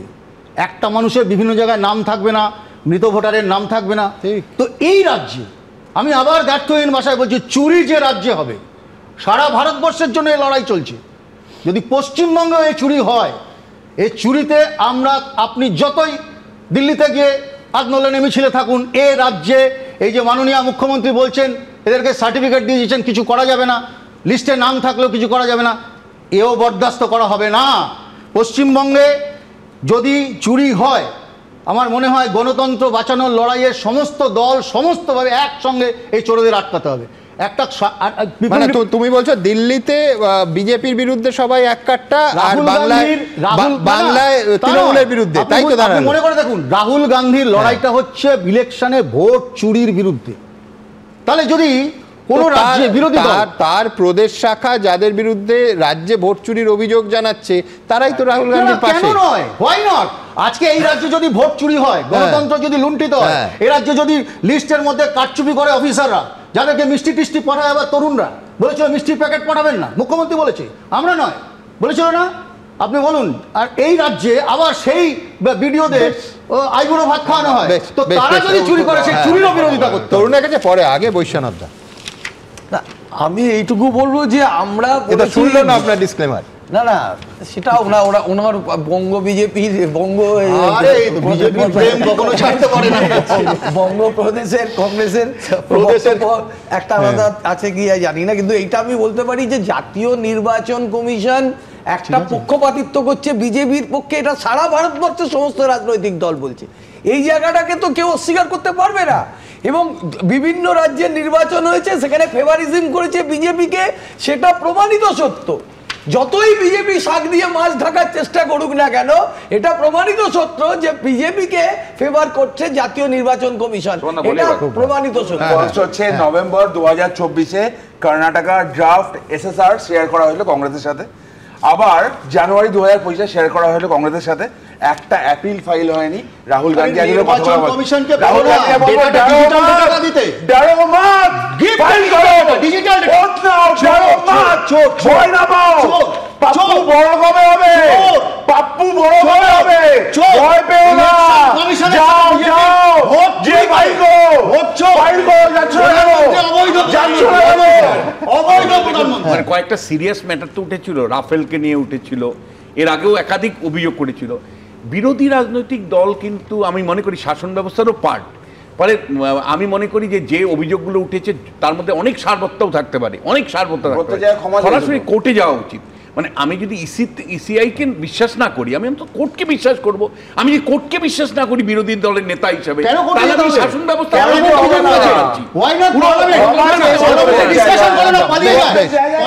আমি বলছি যে বেশ কোর্টে তো যাওয়া উচিত, কিন্তু আমার পরবর্তী বক্তা কৌস্তব যে প্রথম দিনই বলেছিল যে বিহারে এত দ্রুততার সঙ্গে এসআইআর হয়েছে, কিন্তু পশ্চিমবঙ্গে এসআইআর অত্যন্ত প্রয়োজনীয়। আমি এইবার ওই বিহারের অংশটা আলাদা করে একটু আসি। দেখুন, বিহারে 12টা স্বীকৃত রাজনৈতিক দল আছে, এদের ভেতর বিএলও নয় বিএলএদের সংখ্যা হলো 1,60,813 জন, অর্থাৎ যারা রাজনৈতিক দলের প্রতিনিধি। 11 দিন কেটে গেল যে ওই অতগুলো নাম বাদ দিয়ে ড্রাফট তালিকা পেশ হলো, প্রকাশিত হলো, প্রত্যেকটা রাজনৈতিক দলের কাছে চলে গেল। আমি বলছি এদের মধ্যে একজনও, অর্থাৎ এই 1,60,813 জনের মধ্যে 11 দিন পরে নির্বাচন কমিশনের ডেটা অনুযায়ী, প্রতিদিন এই ডেটা পাবলিশ হয়, একজনও কমিশনের কাছে খসড়া তালিকা নিয়ে অফিসিয়ালি কোনো অভিযোগ জানালো না। এটা বিশ্বাস করুন এত বিস্ময়কর, কারুর কোনো আপত্তি নেই, কারুর কোনো অভিযোগ নেই, কাগজে কলমে আছে, শুধু মঞ্চের ওপর থেকে। আমি বলছি কোন দিকে যাচ্ছে ভারতীয় রাজনীতি, যে বিহারের তালিকা নিয়ে দিনের পর দিন এই স্টুডিও উত্তপ্ত হয়েছে, 11 দিন পর কোনো স্বীকৃত রাজনৈতিক দল, 12টা রাজনৈতিক দলের কেউ, 1,60,813 জন বিএলের মধ্যে কেউ কোনো অফিসিয়াল আপত্তি জানালো না। আমার কাছে বিস্ময় এই জন্য, তার কারণ হচ্ছে সুপ্রিম কোর্টে আপনারা প্রত্যেকে জানেন যে সুপ্রিম কোর্টে মাননীয় বিচারপতি জয়মাল্য বাগচি বলেছিলেন যে 15 জন, ওই যে 22 লক্ষ সম্ভবত মৃত ভোটারের নাম বাদ গেছিল, তার ভেতরে 15 জন মৃত ভোটার নিয়ে আসুন। আমি জানি না এর আগামী শুনানির দিন আমার নজর থাকবে যে কেউ ওই 15 জন মৃত ভোটার যাদের তালিকা থেকে নাম বাদ গেছে তাদের নিয়ে বা তাদের ডকুমেন্টসগুলো নিয়ে সুপ্রিম কোর্টে যান কিনা। কিন্তু আমি কৌস্তবের কাছে এই ধাঁধা নিয়ে আসব যে সমস্ত তর্ক বিতর্ক হচ্ছে রাজনৈতিক মঞ্চে, পার্লামেন্টের বাইরে, সংবাদ মাধ্যমকে সাক্ষাৎকার দিতে, কিন্তু এখনও পর্যন্ত অফিসিয়ালি ইলেকশন কমিশন অফ ইন্ডিয়ার কাছে 1,60,813 জনের কেউ অফিসিয়ালি একটা অভিযোগ দিল না। কি রহস্য কৌস্তব? সুমনদা, আমি আগেও বলেছি এসআইআরের বিরুদ্ধে আমরা নই, এসআইআর অতীতেও হয়েছে, কিন্তু এসআইআরের নাম করে বাংলাভাষী শ্রমিকদের ওপর যে আক্রমণ, একটা রেফারেন্ডাম টানা হয়েছে 2002 সালে ভোটার লিস্টের সাথে মিলিয়ে দেখতে হবে, অনুপ্রবেশের সাথে গুলিয়ে দেওয়া, এটা একটা বাইনারি তৈরি করার চেষ্টা হচ্ছে। আমি সুমনদা বলছি জীবনে তো আর কিছুই দেখা বাকি থাকলো না সুমনদা। আজ যা দেখলাম তৃণমূল কংগ্রেস নাকি ভোট লুট রিগিংয়ের বিরুদ্ধে মিছিল করছে, জীবনে তো কোনো স্বাদই আর অপূর্ণ থাকলো না। আমি বলছি ওই যে রাহুল গান্ধী দেখলাম ভাইপোর সাথে মিটিং করছে, ভাগ্যিস রাহুলবাবু ভাইপোকে জিজ্ঞাসা করেনি ডায়মন্ড হারবারের বুথের রেজাল্ট, তাহলে তো কেলেঙ্কারি ব্যাপার ঘটতো আর কি, মানে কেলেঙ্কারি ঘটনা ঘটতো। তো আমি বলছি যে আর কি সুমনদা জাল দেখতে হবে, জাল পিএইচডি, জাল বার্থ সার্টিফিকেট, জাল আধার কার্ড, জাল ভোটার কার্ড, জাল রেশন কার্ড, জাল থানা, আজকে আবার জাল থানা দেখলাম, জাল ভ্যাকসিন, জাল চাকরি, জাল ডিগ্রি। কি ব্যবস্থা নিচ্ছেন বিজেপি, কি ব্যবস্থা নিচ্ছে? আমি তো বলছি এ কথা যে আজকে অগ্নিমিত্রা পল সে আবার বলেছে ইলেকশন কমিশন নাকি ব্যবস্থা নেবে, আর কাঁচকলা নেবে। ঠিক মুখ্যমন্ত্রীর ভাষায়, মুখ্যমন্ত্রী এমন বলেছেন কাঁচকলা। মুখ্যমন্ত্রী জানেন যে আরএসএস এর দল যাকে দুর্গা বলেছেন মুখ্যমন্ত্রীকে কোনো ব্যবস্থা নেবেন না, একটাই কথা, সেটিং। আলাপনের বিরুদ্ধে কি ব্যবস্থা নিয়েছিল? হ্যাঁ, রাজ্য সরকার যে স্পেশাল ব্যবস্থা করে টাকা দিয়ে বসিয়ে দিল, সব বুঝলাম, কিন্তু সৌম্যদের কদিন এই রাজ্যের প্রেক্ষিতে তোমরা পাশে পাবে। আজকে ছবিটা দেখেছো?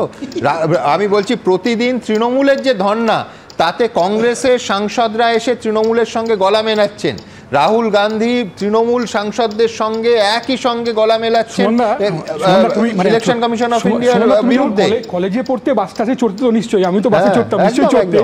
বাসে দেখবে পকেট মার উঠলে, পকেট যখন মারি হয়েছে দেখবে যারা পকেট মারের দলের লোক তারা বলে পকেট মার পকেট মার পকেট মার বলে পকেট মারকে নামিয়ে নিয়ে বেরিয়ে চলে যায়।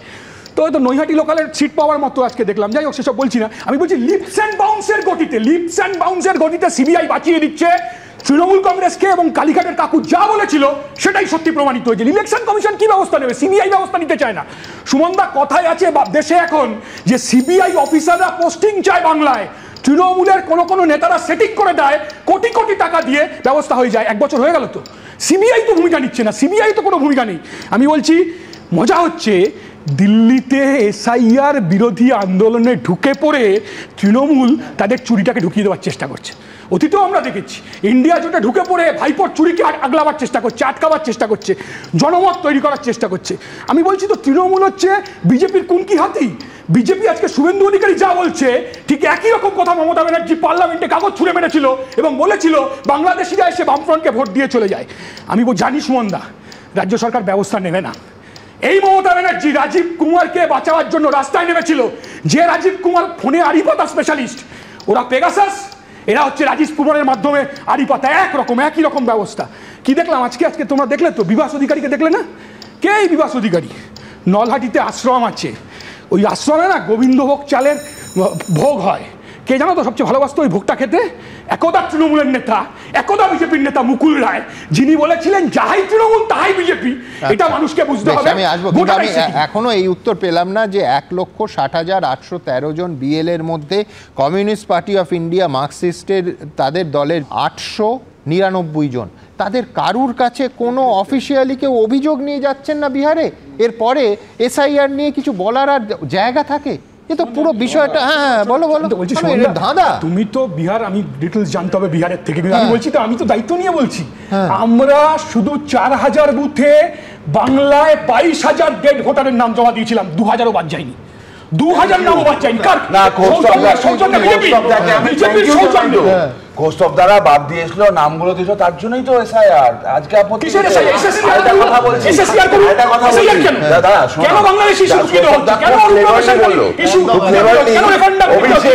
রাহুল গান্ধীর বৈঠকে সাথে যে বেবি কো টিএমসি পছন্দ, ওটা উনি ভুলে গেলেন। অনেকগুলো কথা বলেন, টিএমসি আর সিবিআই সেটিং ওনারা জানবেন, টিএমসি সিবিআই সেটিং ওনারা জানতে পারেন, চিট ফান্ডের মালিক বাইরে সব, টিএমসি আর সিবিআই সেটিংটা ওনারা জানবেন, কারণ মানুষ দেখতে পাচ্ছে না। যারা বেবিকে টিএমসি পছন্দ কি করে, একটা তদন্ত দিনের আগে দেখেন। আমি যে তারপর তোমার চোট কিসে? ঠিক আছে, তারপর চোট কিসে? তারপর তো চোট কিসে? আমি বলছি যে এই সিপিএম যে তৃণমূলের নামে না বললে ওদের ভাতা বজম হয় না, দেখতে পাচ্ছি 0 পেয়েছে একটা দল।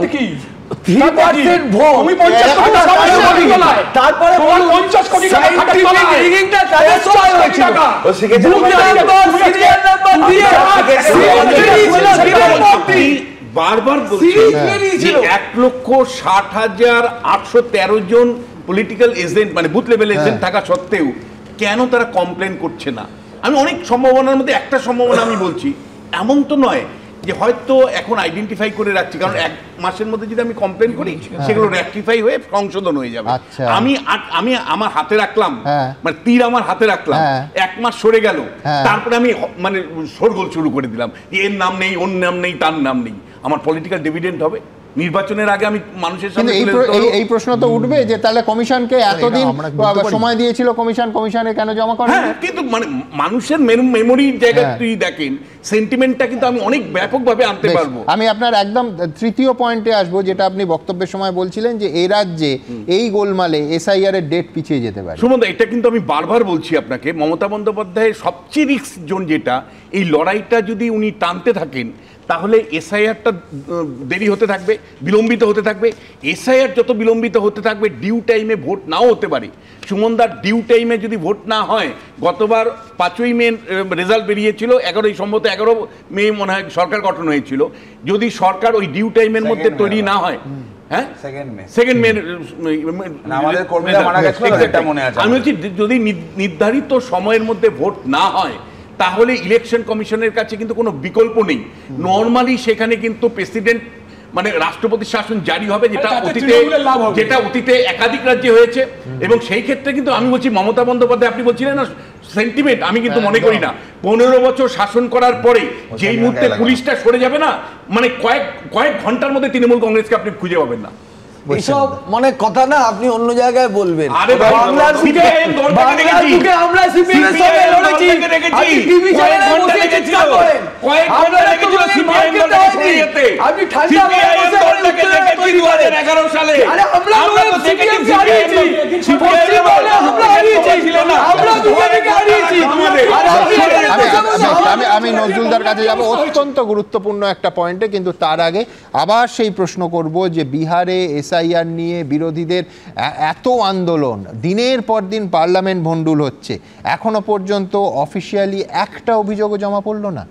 দেখুন, ये कॉन्स्टिट्यूशन की लड़ाई है, कॉन्स्टिट्यूशन को बचाने की लड़ाई है, वन मैन वन वोट की लड़ाई है, इसीलिए हमें साफ प्योर वोटर लिस्ट चाहिए। संविधान की दुहाई देते हैं, इन दिनों में देश देख रहा है सबसे संविधान विरोधी काम कोई कर रहा है तो उसकी सरगना श्री राहुल गांधी जी हैं। দুপক্ষই দাবি করছে তারা অবাধ এবং নিরপেক্ষ ভোটের স্বার্থে, আবার একে অপরকে আক্রমণও করছে। এর সূত্রপাত বিহারে ভোটার তালিকায় বিশেষ সংশোধন ঘিরে। বিরোধীদের দাবি, বেছে বেছে বিরোধী দলের ভোটারদের নাম কেটে বিজেপিকে জেতাতেই এমনটা করা হচ্ছে। এসআইআরে প্রচুর গরমিল রয়েছে, কিন্তু নির্বাচন কমিশনের তথ্য বলছে নির্বাচন কমিশনের খসড়া ভোটার তালিকা প্রকাশের 11 দিন কেটে গেলেও এদিন সকাল 10টা পর্যন্ত বিহারের 6টি আঞ্চলিক দল এবং আরও 6টি জাতীয় দলের কেউ ভোটার তালিকায় বিশেষ সংশোধন নিয়ে একটাও অভিযোগ জানায়নি। সেই তালিকায় যেমন আছে কংগ্রেসের নাম, তেমনই রয়েছে আম আদমি পার্টি, আরজেডি, সিপিএম এর নামও। आप जो आरोप करते हो, आपको संविधान में रत्ती भर विश्वास होता तब आप एफिडेविट देते, चुनाव आयोग के सामने अपनी बात रखते। अब गाली गुलज करके, अराजकता पैदा करके देश में एक अशांति की माहौल बनाने का प्रयास कर रहे हो। इलेक्शन कमीशन जानता है कि वो उसका जो डेटा है वो फटेगा, जो उसको अभी वो कंट्रोल करने की कोशिश कर रहा है, छुपाने की कोशिश कर रहा है, उसको हम निकाल देंगे, ठीक है, और वो फटेगा, वो जानता है। বিহারে ভোটার তালিকায় বিশেষ সংশোধনের বিরুদ্ধে ইতিমধ্যেই সুপ্রিম কোর্টে মামলা চলছে। সোমবার এই মামলায় যুক্ত হলো তৃণমূলও। ইলেকশন কমিশনের কোনো অধিকার নেই, জুরিসডিকশন নেই কে ফরেনার আর কে ফরেনার নয়। এই জন্য ফরেনার্স অ্যাক্ট আছে, ইলেকশন কমিশনের কোনো অধিকার নেই। Election commission is acting beyond the jurisdiction. ইতিমধ্যেই সুপ্রিম কোর্টে হলফনামা দিয়ে নির্বাচন কমিশন জানিয়েছে বিহারে বিনা নোটিশে কারুর নাম বাদ দেওয়া হবে না। বিজেন্দ্র সিংহ, সৌমেন চক্রবর্তী, এবিপি আনন্দ। দেখুন, আরও একবার আমি রাজ্যের প্রেক্ষিতে ফিরি। নজরুলদা, আপনি বলছিলেন প্রথম সম্ভাবনা, দ্বিতীয় সম্ভাবনা, তৃতীয় সম্ভাবনা, অর্থাৎ এই রাজ্য বনাম নির্বাচন কমিশনের যে নজিরবিহীন সংঘাত, তার তৃতীয় সম্ভাবনাটা কি? তা আমি তো প্রথমটা বলেছিলাম যে রাষ্ট্রপতি শাসন জারি করতে পারে, দ্বিতীয়টা বলেছিলাম যে 324 ধারা 6 উপধারাতে যে প্রেসিডেন্ট বা রাজ্যপালকে বলতে পারে যে সব স্টাফ দিয়ে দেবে, তাহলে চিফ সেক্রেটারি চলে যাবে, তাহলে ইলেকশন করে সরাসরি চিফ সেক্রেটারির বিরুদ্ধে ব্যবস্থা নিতে পারবে। আর তৃতীয় সম্ভাবনা, ইলেকশন কমিশনে তো সরাসরি এফআইআর করতে পারে, কারণ 32-এর ধারার মানে উপধারা 1টা খুব পরিষ্কার দেখুন যে এফআইআর যেটা হতে হবে সেটা under the order of or under the authority of. তো আন্ডার দি অথরিটি অফ করার জন্য তো চিঠি লেখা হয়েছিল, যদি না হয় তো তারা সরাসরি করতে পারে। তাহলে করছে না কেন ইলেকশন কমিশন অফ ইন্ডিয়া? তাহলে করছে না কেন? মানে খুব নর্মাল প্রসিডিওর যেটা, যে এর অরিজিনালি একটা স্টেট গভর্নমেন্টের অফিসার, স্টেট গভর্নমেন্ট ওদেরকে সাসপেন্ড করবে, স্টেট গভর্নমেন্ট ওদের ডিসিপ্লিনারি প্রসিডিং করবে, স্টেট গভর্নমেন্ট ওদের এফআইআর করবে। কিন্তু যদি স্টেট গভর্নমেন্ট না করে তাহলে তো আমি বললাম এই যে চিফ সেক্রেটারি বা অন্যান্য অফিসার তাদের বিরুদ্ধে ইলেকশন কমিশন ব্যবস্থা নিতে পারে। Under authority as per section 32 এটা পরিষ্কার করে বলছেন। আরেকটা কথা আমি বলতে চাইছি, আপনারা বলছেন যে রাষ্ট্রপতি শাসন জারি করলে তৃণমূলরা শহীদ হয়ে যাবে, কিন্তু দেখুন তৃণমূলকে লোকে এখন ভালোবেসে ভোট দেয় না। তৃণমূলের ভোট হয় বদমাইশরা, গুন্ডারা, যাদের কাছে বোমা আছে, গুলি আছে, তারা যারা বিরোধীদের ভোট দেবে তাদেরকে বাড়ি থেকে বের হতে দেয় না। আর যদি তারা বাড়ি থেকে বের হয়, ইলেকশনের লাইনেও তাদের উপর বোমা মারে, গুলি করে প্রত্যেকটা নির্বাচন দেখুন তৃণমূলের ভোট ক্রমশ বাড়ছে। আরে তো আপনি এতগুলো সরকারি প্রকল্পের কোনো ইমপ্যাক্ট নেই। আমার যেখানে নাম আছে সেই বুথের কথা বলছি, একজন লোককে ঘাড়ে করে নিয়ে চলে আসলো, নিয়ে এসে তাকে বুথের মধ্যে ঢুকানো হলো, তার হাতে কালি লাগানো হলো। সে তাহলে নজরুলদা আপনাকে মানতে হবে যে জাতীয় নির্বাচন কমিশন অপদার্থ। এই তো নির্বাচনে জয় পরাজয় যদি রিগিং দিয়ে নির্ধারিত হয় আপনার থিওরি অনুযায়ী নয়, তাদের নাম উঠেছে এবং তারা কোনো ব্যবস্থা নিতে পারছে না এখনো, তো পদার্থ কোথায়? নির্বাচন যত নির্বাচন হচ্ছে তত নির্বাচনে তৃণমূল জিতছে, সে বিধানসভা হোক লোকসভা হোক। এই লোকসভার আগে খাওয়া কত গরম করা হলো, 18 থেকে বিজেপি 12তে নেমে গেল, আর 22 থেকে আমরা 29-এ উঠে গেলাম। মানুষের ভোট আমাদের দিল, আমাদের ভোট বাড়ছে। সেখানে দাঁড়িয়ে যদি উনি বলেন যে নির্বাচনে আমাদেরকে ভোট দিচ্ছে না, এটা কেউ বিশ্বাস করবে? আমি চ্যালেঞ্জ করে বলছি যতবার নির্বাচন হবে ততবার তৃণমূল জিতবে। ভোট বেড়েছে না কমেছে সেটা কটা ভোট করেছে তার উপর। বলেন মরা লোক এসে যে ভোট দিয়ে যাচ্ছে, অস্তিত্বহীন লোক এসে যে ভোট দিয়ে যাচ্ছে, তাদের ভোটটা তো কাউন্ট হয় কিনা? আমি চ্যালেঞ্জ করছি তো, আপনি ডেড ভোটার দেখেন যে তারা ভোট করবে না, আপনি নাম শঙ্করাচার্য করে দিন, আপনি ডেড ভোটার শঙ্করাচার্য করে দিন, বৈশাখের অসুবিধা হবে। সব সেটা বেরিয়েছিল, তখন যে সিরিয়াল বেরিয়েছিল হিম্মত থেকে মানে ভোটে যেটা মানে চুরি হয়েছে বলছি। দেখুন, মানুষ সিদ্ধান্ত নেন এবং সেই সিদ্ধান্ত রিফ্লেক্টেড হয়, সিদ্ধান্ত নেবেন মানুষ। আমি এখান থেকে আরও একটা বিষয় যেটা গত দুদিনে নিঃসন্দেহে এই রাজ্য এবং এই শহরকে উত্তাল করেছে, আরজিকরের ঘটনা, এবং সেই ঘটনার প্রেক্ষিতে আজকে দুজন, তার মধ্যে একজন তৃণমূল কংগ্রেসের সাংসদ, আরেকজন তৃণমূল কংগ্রেসের একবারের নয় 3 বারের বিধায়ক চিরঞ্জিত বাবু এবং রচনা বন্দ্যোপাধ্যায়, দুজনেই কিন্তু সঞ্জয় একমাত্র অপরাধী নয় এই প্রশ্ন কিন্তু বাইরের মানে বিরোধীরা, নাগরিক সমাজ থেকে বারবার উঠেছে। তৃণমূলের অন্দরমহল থেকে উঠল যে সঞ্জয় কি একমাত্র অপরাধী? একেবারে স্পষ্ট এই প্রশ্ন তুললেন তৃণমূলের সাংসদ এবং 3 বারের বিধায়ক চিরঞ্জিত চক্রবর্তী। কি বলেছেন তারা দেখাবো, তারপরে এই নিয়ে আলোচনা আসবো। অর্থাৎ মানুষের মনে কোথাও একটা এই প্রশ্ন যে সঞ্জয় কি একা ছিল ওই নৃশংস জঘন্য মানবতা বিরোধী কাজটা করার পেছনে, এই প্রশ্ন কিন্তু তৃণমূলের অন্দরমহল থেকেই উঠছে। দেখুন, আপনার কি মনে হয় এখনো পুরোদর্শীরা ধরা পায়নি? না, মনে হয় না তো, আমারও মনে হয় না, সবারই মনে হয় না। আমাদের আসল আসামিকে খুঁজে বার করাটা হচ্ছে আরজিকর কাণ্ডে তরুণী চিকিৎসকের ধর্ষণ খুনের ঘটনায় সঞ্জয় রায়কে আমৃত্যু কারাবাসের নির্দেশ দিয়েছে শিয়ালদা আদালত। যদিও নিহত চিকিৎসকের মা বাবার দাবি সঞ্জয় রায় একা নয়, এই ঘটনায় আরও অনেকে জড়িত। এই আবহে ইঙ্গিতপূর্ণ মন্তব্য করলেন তৃণমূলের 3 বারের বিধায়ক অভিনেতা চিরঞ্জিত চক্রবর্তী। নিহত চিকিৎসকের মা বাবার সঙ্গে যার বক্তব্যের মিল রয়েছে। আপনার কি মনে হয় এখনো পুরোদর্শীরা ধরা পায়নি? না, মনে হয় না তো, আমারও মনে হয় না, সবারই মনে হয় না। আর সিবিআই চোখ বন্ধ করে আছে, কেন চোখ বন্ধ করে আছে বুঝি না। পরিবার বলছে আরো অনেকে যুক্ত আছে, তাদেরকে গ্রেফতার করা হচ্ছে। না, হচ্ছে না, আমরা হচ্ছে না, ধরলে তবে তো বলবো, পয়েন্ট আউট করতে হবে তো। তারা দেখাবে, সিবিআই যাবে, সিবিআই তো দেখলাম ওপরে একটা কি 9 নম্বর ঘর না কি আছে, এটা বলেই ছিল রক্তের দাগ আছে সেখানে, তার চাবি না কি খুলে নিচ্ছে, ঢোকেই না। বহু মানুষ আছে ওখানে যাদের চিহ্নিত, আগে থেকে বলা হয়েছিল সেখানে তাদের কাউকে ক্রস এক্সামিনিং করে।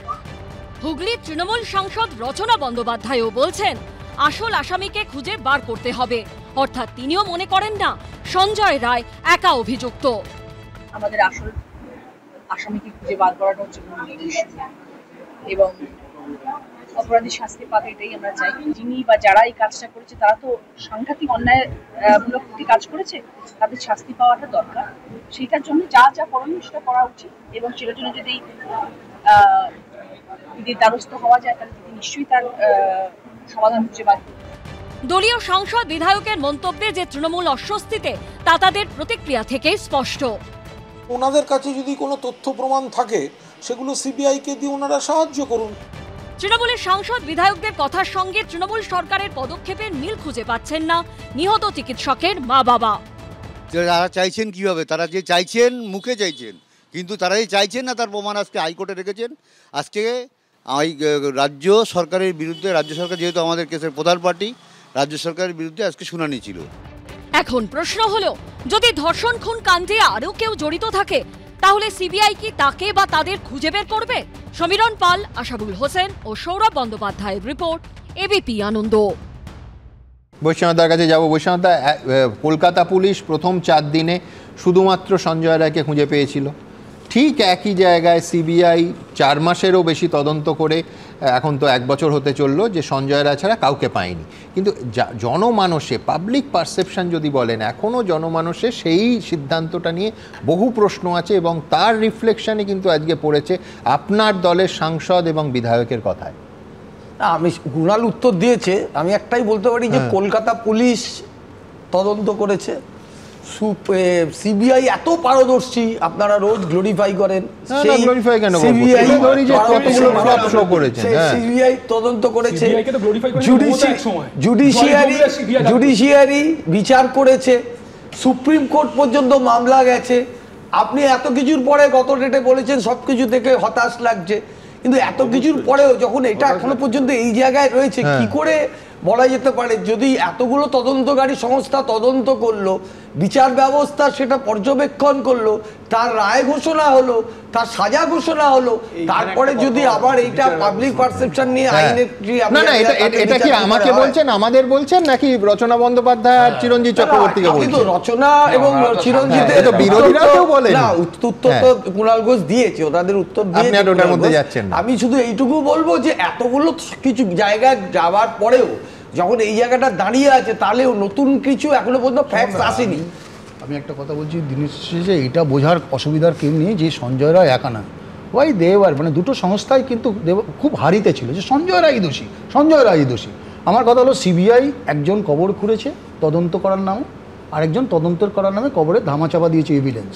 এই যে 4 দিন ছাকা, তারপরে সিবিআই আমাকে দুটো তদন্ত, আমি দুজনের তদন্তের ব্যাখ্যাতে, দুজনের তদন্তে এবং বৈষ্ণবদারদের ব্যাখ্যাতে, অর্থাৎ সাধারণ মানুষ শুধু নয়, সাংসদ বিধায়করাও সন্তুষ্ট। আমি শুধু একটা কথা বলছি,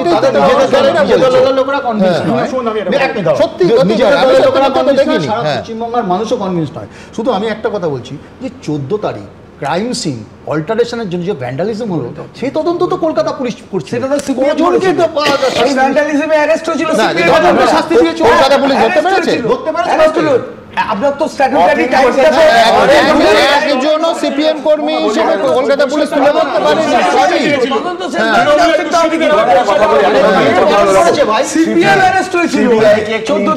কোনো ইচ্ছা নাই, আমি দেবো না। কিন্তু একটা প্রশ্ন তো আমারও থাকছে, একটা মেয়ের বাবা হিসাবে, একটা সাধারণ নাগরিক হিসাবে, যে ট্রায়াল কোর্টের জাজমেন্টটা আমি পড়েছি, তোমরাও পড়েছো।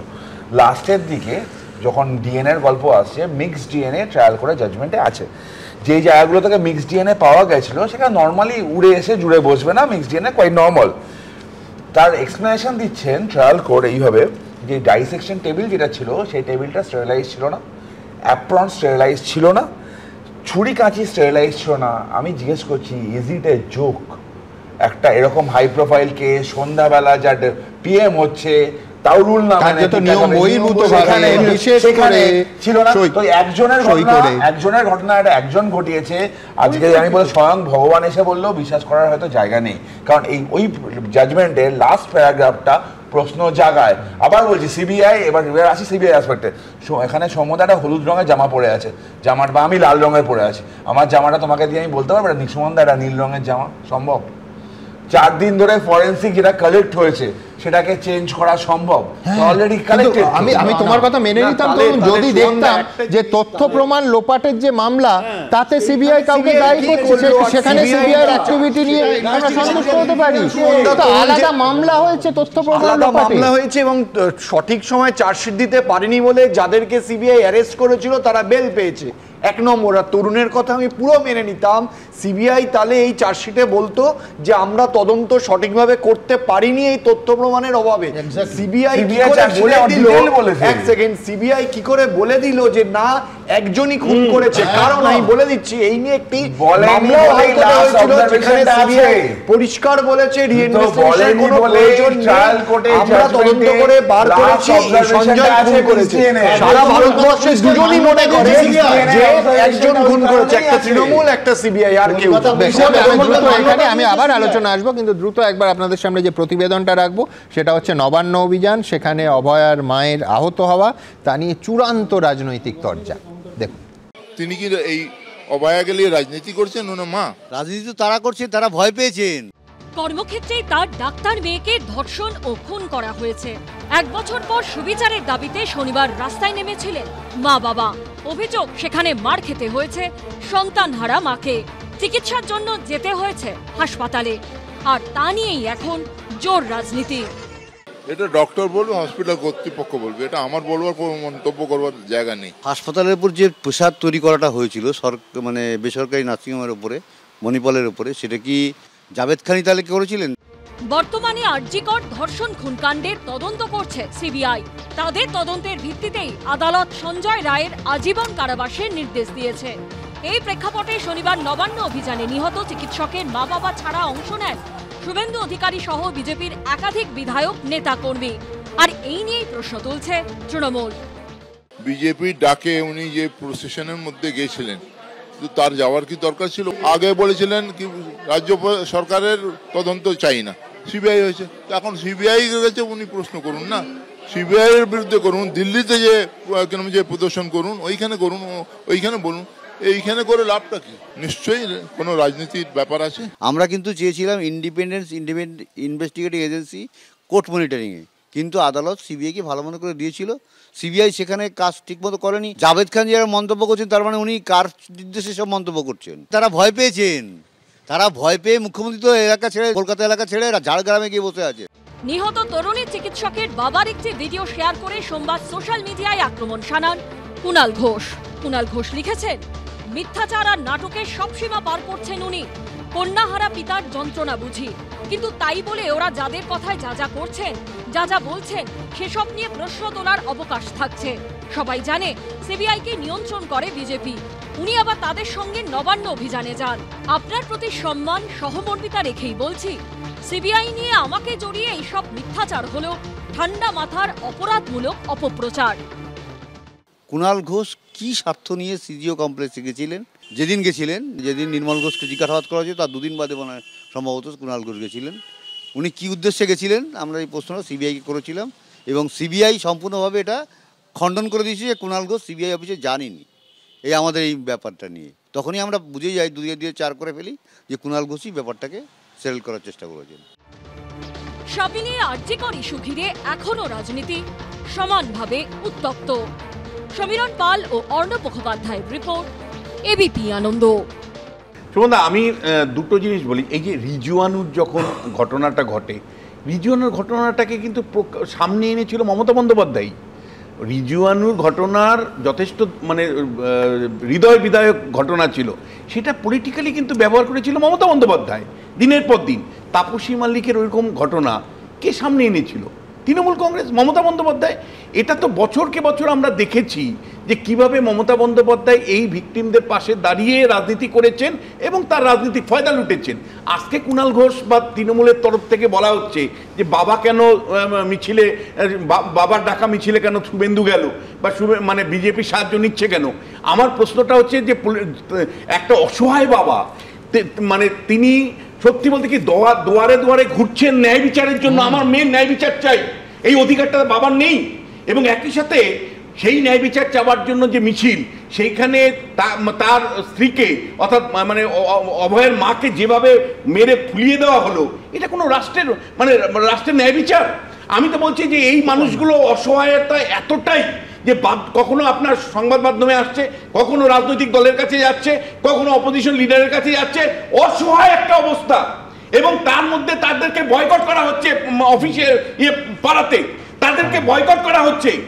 কি ধরনের রাজনীতি এটা? কি ধরনের মানে সামাজিক অবস্থান নিচ্ছেন শাসক দল? এই আগের শোতে উনি বলেছিলেন যে অমিত শাহ এদেরকে টাইম পর্যন্ত দেয়নি। আমি বলছি তো সেটা এখনো বলবো, এই শোতে বলবো। এসে আবার উল্টো কথা বলছেন, আমার শোতে আরেকটা কথা বলবেন, আরেকটা কথা তার সাথে কি সম্পর্ক হলো?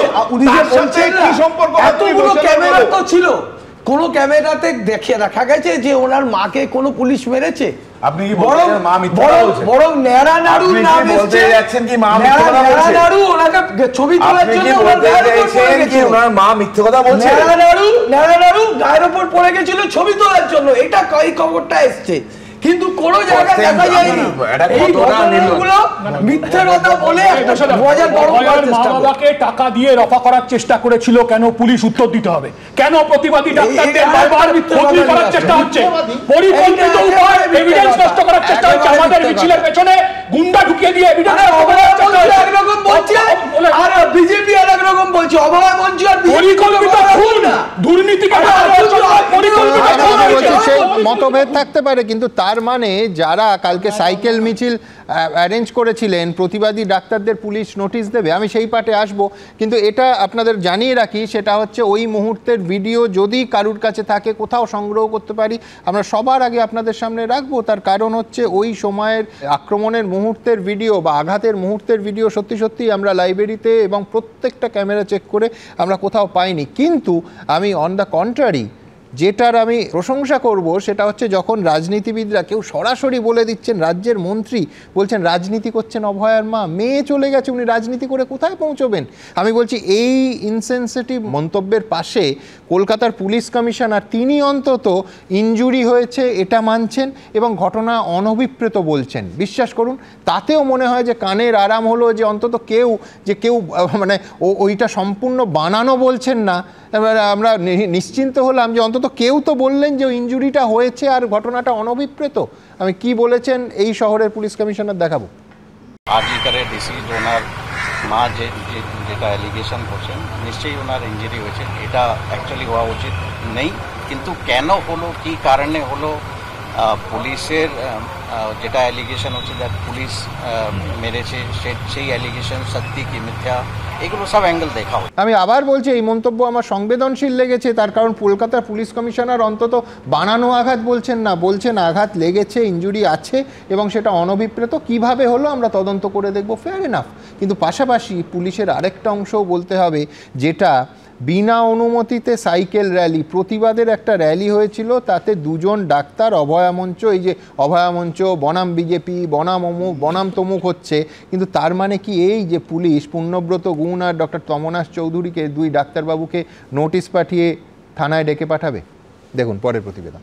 মামলার পর মামলা, আজ এই থানায় তলব তো কাল ওই থানায়। পুলিশের একের পর এক নোটিশ পেয়েই চলেছেন আরজিকর আন্দোলনের সঙ্গে জড়িত একাধিক জুনিয়র ও সিনিয়র চিকিৎসক। পুলিশি তলবে সোমবার ঠাকুরপুকুর থানায় হাজিরা দিলেন অভয়া মঞ্চের আহ্বায়ক দুই চিকিৎসক পূর্ণব্রত গুণ ও তমনাশ চৌধুরী। 8ই আগস্ট পুলিশের অনুমতি না নিয়ে সাইকেল মিছিল করার অভিযোগে তাদেরকে নোটিশ পাঠায় পুলিশ। কলকাতা পুলিশের তরফে পাঠানো নোটিশে দুই চিকিৎসকের বিরুদ্ধে আইন অমান্য, জনগণের অসুবিধে করা, সম্মিলিত অপরাধের ধারা ও জাতীয় সড়ক আইনের 8B ধারাতেও এফআইআর করা হয়েছে। হাজিরা না দিলে গ্রেফতার করা হবে বলেও হুঁশিয়ারি দেওয়া হয়। আইনজীবীকে সঙ্গে নিয়ে বিকেলে ঠাকুরপুকুর থানায় পৌঁছে যান চিকিৎসক পূর্ণব্রত গুণ ও তমনাশ চৌধুরী। আমাদের জিজ্ঞাসা করলেন আমরা কি জানতাম যে ডায়মন্ড হারবার রোডে সকাল 8টার পরে মিছিল করা যায় না? আমরা বললাম না, এটা আমরা জানতাম না, জানলে কি করতাম সেটা হয়তো আমরা ঠিক করতাম, কিন্তু আমি এটা না জেনেই মিছিল করেছি। আমরা এখন মনে করি জানলেও হয়তো আমরা মিছিল করতাম, কারণ প্রতিবাদ করার অধিকার এরকম অন্য কোনো নোটিশ বা এর দিয়ে আটকানো যায় না। কলকাতার রাস্তায় সাইকেল চালানোর মতো একটা এত ভয়ঙ্কর অপরাধ, তার জন্য দুজন পতিতদশা চিকিৎসক এবং হচ্ছে যে দুজন অতি নিরীহ গাড়ির ড্রাইভার, যাদের কোনো দোষ ছিল না, তারা শুধু ওনাদেরকে সঙ্গে নিয়ে এসেছিলেন, তাদের 4 জনকে আজকে ঠাকুরপুকুর থানার পুলিশ আজকে ডেকে পাঠিয়েছে, শুধু না গ্রেপ্তারির হুমকি দিয়েছে। শুধু দুই চিকিৎসকই নয়, তলব করা হয় তাদের গাড়ি চালকদেরও। অভয় মঞ্চে ঢুকতে এসে গাড়ি নিয়ে এসেছিলাম, আমাকে গাড়ির পুলিশরাই আমাকে সাইড করে রাখতে বলেছে, সেখানেই রেখেছি। তারপর আমার নাম ঠিকানা বলেছে, আমি জিজ্ঞেস বলেছি, তারপরের দিন আমাকে 9 তারিখে 5টার সময় বাসা থানা থেকে ফোন করছে যে তোমার ঠাকুরপুকুর থানায় তোমার কেস হয়েছে। দিন কয়েক আগেই West Bengal junior doctors front ও ওয়েস্ট বেঙ্গল ডক্টরস ফোরামের তরফে অভিযোগ করা হয় কারণে অকারণে তলব করে নোটিশ পাঠাচ্ছে police. West Bengal junior doctors ফ্রন্টের তরফে সাংবাদিক বৈঠক করে অভিযোগ করা হয় বেশ কয়েকদিন ধরে রাতে বাড়িতে যাচ্ছে পুলিশ। 1 বছর আগের মামলাতেও দেওয়া হচ্ছে নোটিশ, জামিন অযোগ্য ধারাতেও মামলা দেওয়া হচ্ছে। যার ভিত্তিতে ডাকা হয়েছে আমরা যখন দেখছি সেই নোটিশগুলো, সেটা হচ্ছে 1 বছরের পুরনো কিছু এফআইআর তাদের বিরুদ্ধে করা হয়েছে এবং ধারাগুলো এইরকম যে ইলিগাল অ্যাসেম্বলি, বেআইনি জমায়েত। 10 মাস আগের মামলায় এখনো পর্যন্ত 6 জন জুনিয়র চিকিৎসককে 16টি নোটিশ পাঠানো হয়েছে বলে অভিযোগ। গত বছরের মামলায় 2 সিনিয়র চিকিৎসককেও জিজ্ঞাসাবাদের জন্য ডেকেছে হেয়ার স্ট্রিট থানা। যদি লোক খেপানো তাদের কাজ হয়, জনজীবন বিপর্যস্ত করার চেষ্টা করেন, তাহলে আইনের পথে চলবে। পুলিশ ডেকেছে, ওনাদের কি বক্তব্য ওনারা থানায় গিয়ে বলে দিয়ে আসুন, তাই নিয়ে এত লাফালাফির কি আছে? অভয়া মঞ্চের আহ্বায়ক 2 চিকিৎসককে পুলিশি তলবের প্রতিবাদে সোমবার ঠাকুরপুকুর থানার অদূরে বিক্ষোভ দেখায় joint platform of doctors. Ashabul Hossain, Sandip Sarkar, ABP Ananda. দেখুন, এই যে পুলিশ ডেকেছে এটাই বেআইনি। দোষটা কি হয়েছে? সাইকেল নিয়ে গেছে, যেখানে সাইকেল চালানোর নিয়ম ছিল না, ম্যাক্সিমাম ফাইন কম্পাউন্ডেবল। পুলিশের এখানে কোনো ক্রিমিনাল অফেন্স না যে পুলিশ 35(3) নোটিশ দিয়ে ডেকে পাঠাবে। ম্যাক্সিমাম ফাইন হবে বা কম্পাউন্ডেবল হবে বা ট্রায়ালে কোর্টে গিয়ে ডিসাইড হবে যে আমি আদৌ গেছি ওই জায়গায়, সাইকেল নিয়ে যাওয়া উচিত ছিল কি ছিল না। এখানে কোনো নোটিশের বিষয় নেই। আমি তো বলবো ওনারা ভুল করে যে পুলিশ স্টেশনে গিয়ে লেখা ছিল যে প্রয়োজনে অ্যারেস্ট হতে পারে, সবাই স্টেশনে গিয়ে ভুল করেছে। এইটা সাইকেল নিয়ে আমি সাইকেল চালাই সুবর্ণনগরে এক্সাম্পল দিচ্ছিলাম, পার্কিং জোনে গাড়ি রেখেছে, কি হতে পারে? গাড়ি দিচ্ছে যাতায়াত করতে পারে, কি হতে পারে? কম্পাউন্ডেবল, পুলিশে ডাকতে পারেন। আরে কি সেকশনে কি করে পুকুর থানা স্টপ করে ঠাকুরপুকুর থানা বন্ধ হয়ে থাকবে? আমি দেখুন, থানা নিয়ে এত কথা হচ্ছে, এটা তো আসল থানা। আমি বলছি কিন্তু ভাবতে পারেন, এই কিছুদিন আগে নয়ডার খবর দেখিয়েছিলাম, আজকে জানতে পাচ্ছি কলকাতার বেলেঘাটা থানা থেকে 1 কিলোমিটার দূরে আর ফুলবাগান থানা থেকে 1 কিলোমিটারও নয়, তার থেকে কম দূরত্বে নকল থানা ছিল। এবং হ্যাঁ, বলছে সিভিক থানা। আমি বলছি তার পেছনে প্রাক্তন তৃণমূল নেতা, পরে অবশ্য তিনি দল বদল করেছিলেন, তিনি নকল থানা তৈরি করেছিলেন। এ ভয়ঙ্কর প্রতিবেদন আপনাদের সামনে রাখছি। বিশ্বাস করুন, ঠাকুরপুকুর থানা কিন্তু আসল থানা ছিল, কিন্তু কলকাতা শহরে এবং নয়ডাতে নকল থানা চলছিল এবং নকল সংস্থা, সেই সংস্থার কি নাম? National bureau for social investigation and social justice. আমি বলছি হাস্যকর শোনালেও অত্যন্ত গুরুত্বপূর্ণ, তার কারণ এর পেছনে কি আছে সেটা যথেষ্ট ইঙ্গিতবাহী। দেখুন, নয়ডা থেকে কলকাতা ভুয়ো থানা খুলে প্রতারণার কারবার। হাব ভাব আদব কায়দা দেখে বুঝে ওঠার উপায় নেই আসল না নকল। 2-3টে গাড়িও থাকতো, যে গাড়িগুলোর ওপরে ব্লু রঙের লাইট লাগানো থাকতো, স্করপিও নীলবাতি গাড়ি। আর কিছু কিছু লোক আসতেন এবং যে গাড়িটা আসতো তার সঙ্গে 4টে করে বডিগার্ড আসতো, তারা উইথ আর্ম সমেত আমরা দেখতে দাঁড়িয়ে থাকতাম। দিল্লি লাগোয়া নয়ডায় ভুয়ো থানা তদন্তে নেবে বীরভূমের প্রাক্তন তৃণমূল নেতা বিভাস অধিকারী ও তার ছেলে সহ 6 অভিযুক্তকে গ্রেপ্তার করেছে পুলিশ। অভিযোগ, প্রতারণার উদ্দেশ্যে পুলিশের মতো লোগো ব্যবহার করে ভুয়ো অফিস খুলে সাধারণ মানুষকে ভয় দেখিয়ে টাকা আদায় করত অভিযুক্তরা। আর এবার একেবারে খাস কলকাতায় হদিশ মিলল বিভাস অধিকারীর নকল থানার। আমরা জানতাম ইন্টারন্যাশনাল বোর্ড লাগানো ছিল, তো ইন্টারপোলের অফিসার বিরাট বড়, তার সঙ্গে পুলিশ থাকতো, তার পার্সোনাল বডিগার্ড থাকতো, তাদের কোমরে রিভলভার লাগানো, বড় বড় মেশিন লাগানো থাকতো, তারা রেগুলারই আসতো, ওপরে ব্লু লাইট জ্বলছে, তার সঙ্গে বেঙ্গল পুলিশের গাড়িও আসতো।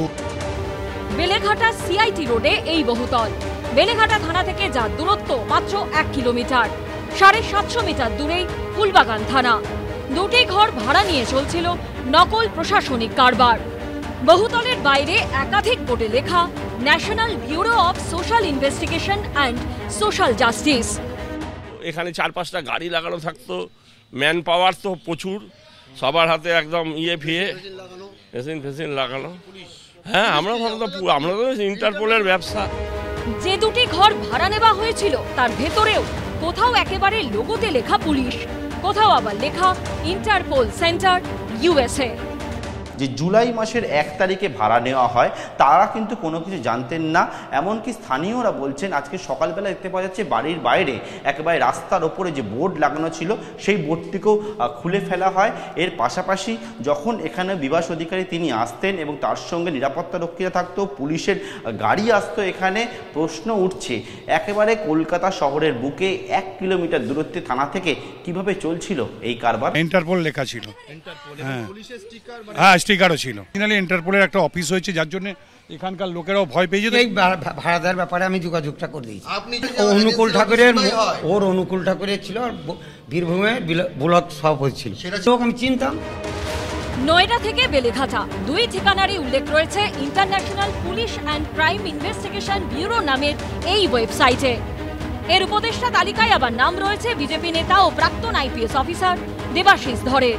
This is not a police organisation, this is NGO, এই নামে রেজিস্ট্রি করা, ঠিক আছে, তার রেজিস্টার্ড অর্গানাইজেশন এবং গভর্নমেন্টের থেকে পারমিশন নিয়ে ইয়ে করেছে, রেজিস্ট্রি করেছে। জানতাম আর ওদের মানে যে রেজিস্টার্ড হয়েছিল, আমি তো না ইয়ে করে মানে আইনের বাইরে গিয়ে কোনো কাজ করিনি। এবার বাকি ওর লোগো করেছে না কি করেছে না ইয়ে করেছে সেটা ওই বলতে পারবে। রবিবার রাতে বিভাস অধিকারী গ্রেপ্তার হতেই রাতারাতি তালা ঝুলেছে বেলেঘাটার নকল থানায়। সমাজে 2-4টে খারাপ লোক বা খারাপ কাজ যারা করে তাদের বিরুদ্ধে ব্যবস্থা হবে। তার সঙ্গে কে কবে কোন জমানায় তৃণমূল করতো, আদৌ তৃণমূল করতো কি না, সেগুলোর সঙ্গে এর কি সম্পর্ক? খারাপ কাজ করেছে, ব্যবস্থা হবে যে দলেরই। যে ঢেকি স্বর্গে গেলেও ধান ভাঙে, তো চোর তো বিভিন্ন জায়গায় যাবে। তৃণমূল মানেই চোর, তৃণমূল যেখানেই যাক যা পাবে তাই চুরি করবে। যেখানে কয়লা পাচ্ছে কয়লা চুরি করছে, যেখানে চাকরি পাচ্ছে চাকরি চুরি করছে। নয়ডাতে গিয়ে থানা বানিয়েছে, থানা বানিয়ে সেখানে চুরি করছে। অবাক করা বিষয় হলো বেলেঘাটা থানা সূত্রে খবর, বিষয়টি নজরে আসার পর জুলাই মাসের শেষের দিকে তারা হস্তক্ষেপ করেন। তখন অভিযুক্তদের তরফে জানানো হয় এটি একটি স্বেচ্ছাসেবী সংস্থা। তখন পুলিশের তরফে জানানো হয়েছিল পুলিশ লেখা বোর্ড এভাবে থাকতে পারে না। সেই সময় সেই পুলিশ লেখা বোর্ড খুলে দেওয়া হয়েছিল। পার্থপ্রতিম ঘোষ, আশাবুল হোসেন ও বিজেন্দ্র সিংহের রিপোর্ট, এবিপি আনন্দ। মহিনের ঘোড়াগুলির গানে আছে আমি 2 দিকেতেই রই পরাণ জলাঞ্জলি দিয়ারে। কিন্তু সমস্যাটা হলো আমাদের রাজনীতির দাদা দিদিরা দুদিকটা একসঙ্গে কোনোদিনই দেখতে পান না। রাজনৈতিক ফায়দা যেদিকে রয়েছে শুধু সেই দিকটা দেখেন।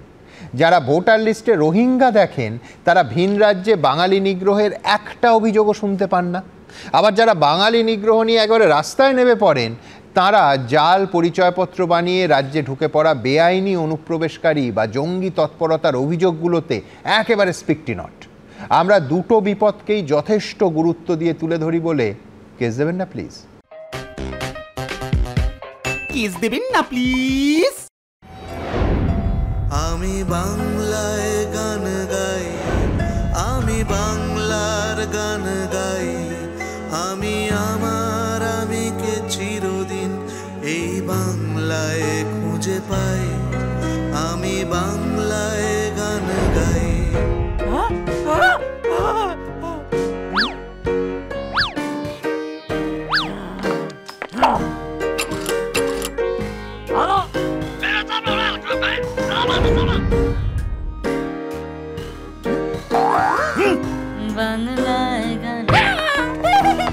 দাদা এক কাপ চা। আচ্ছা আচ্ছা।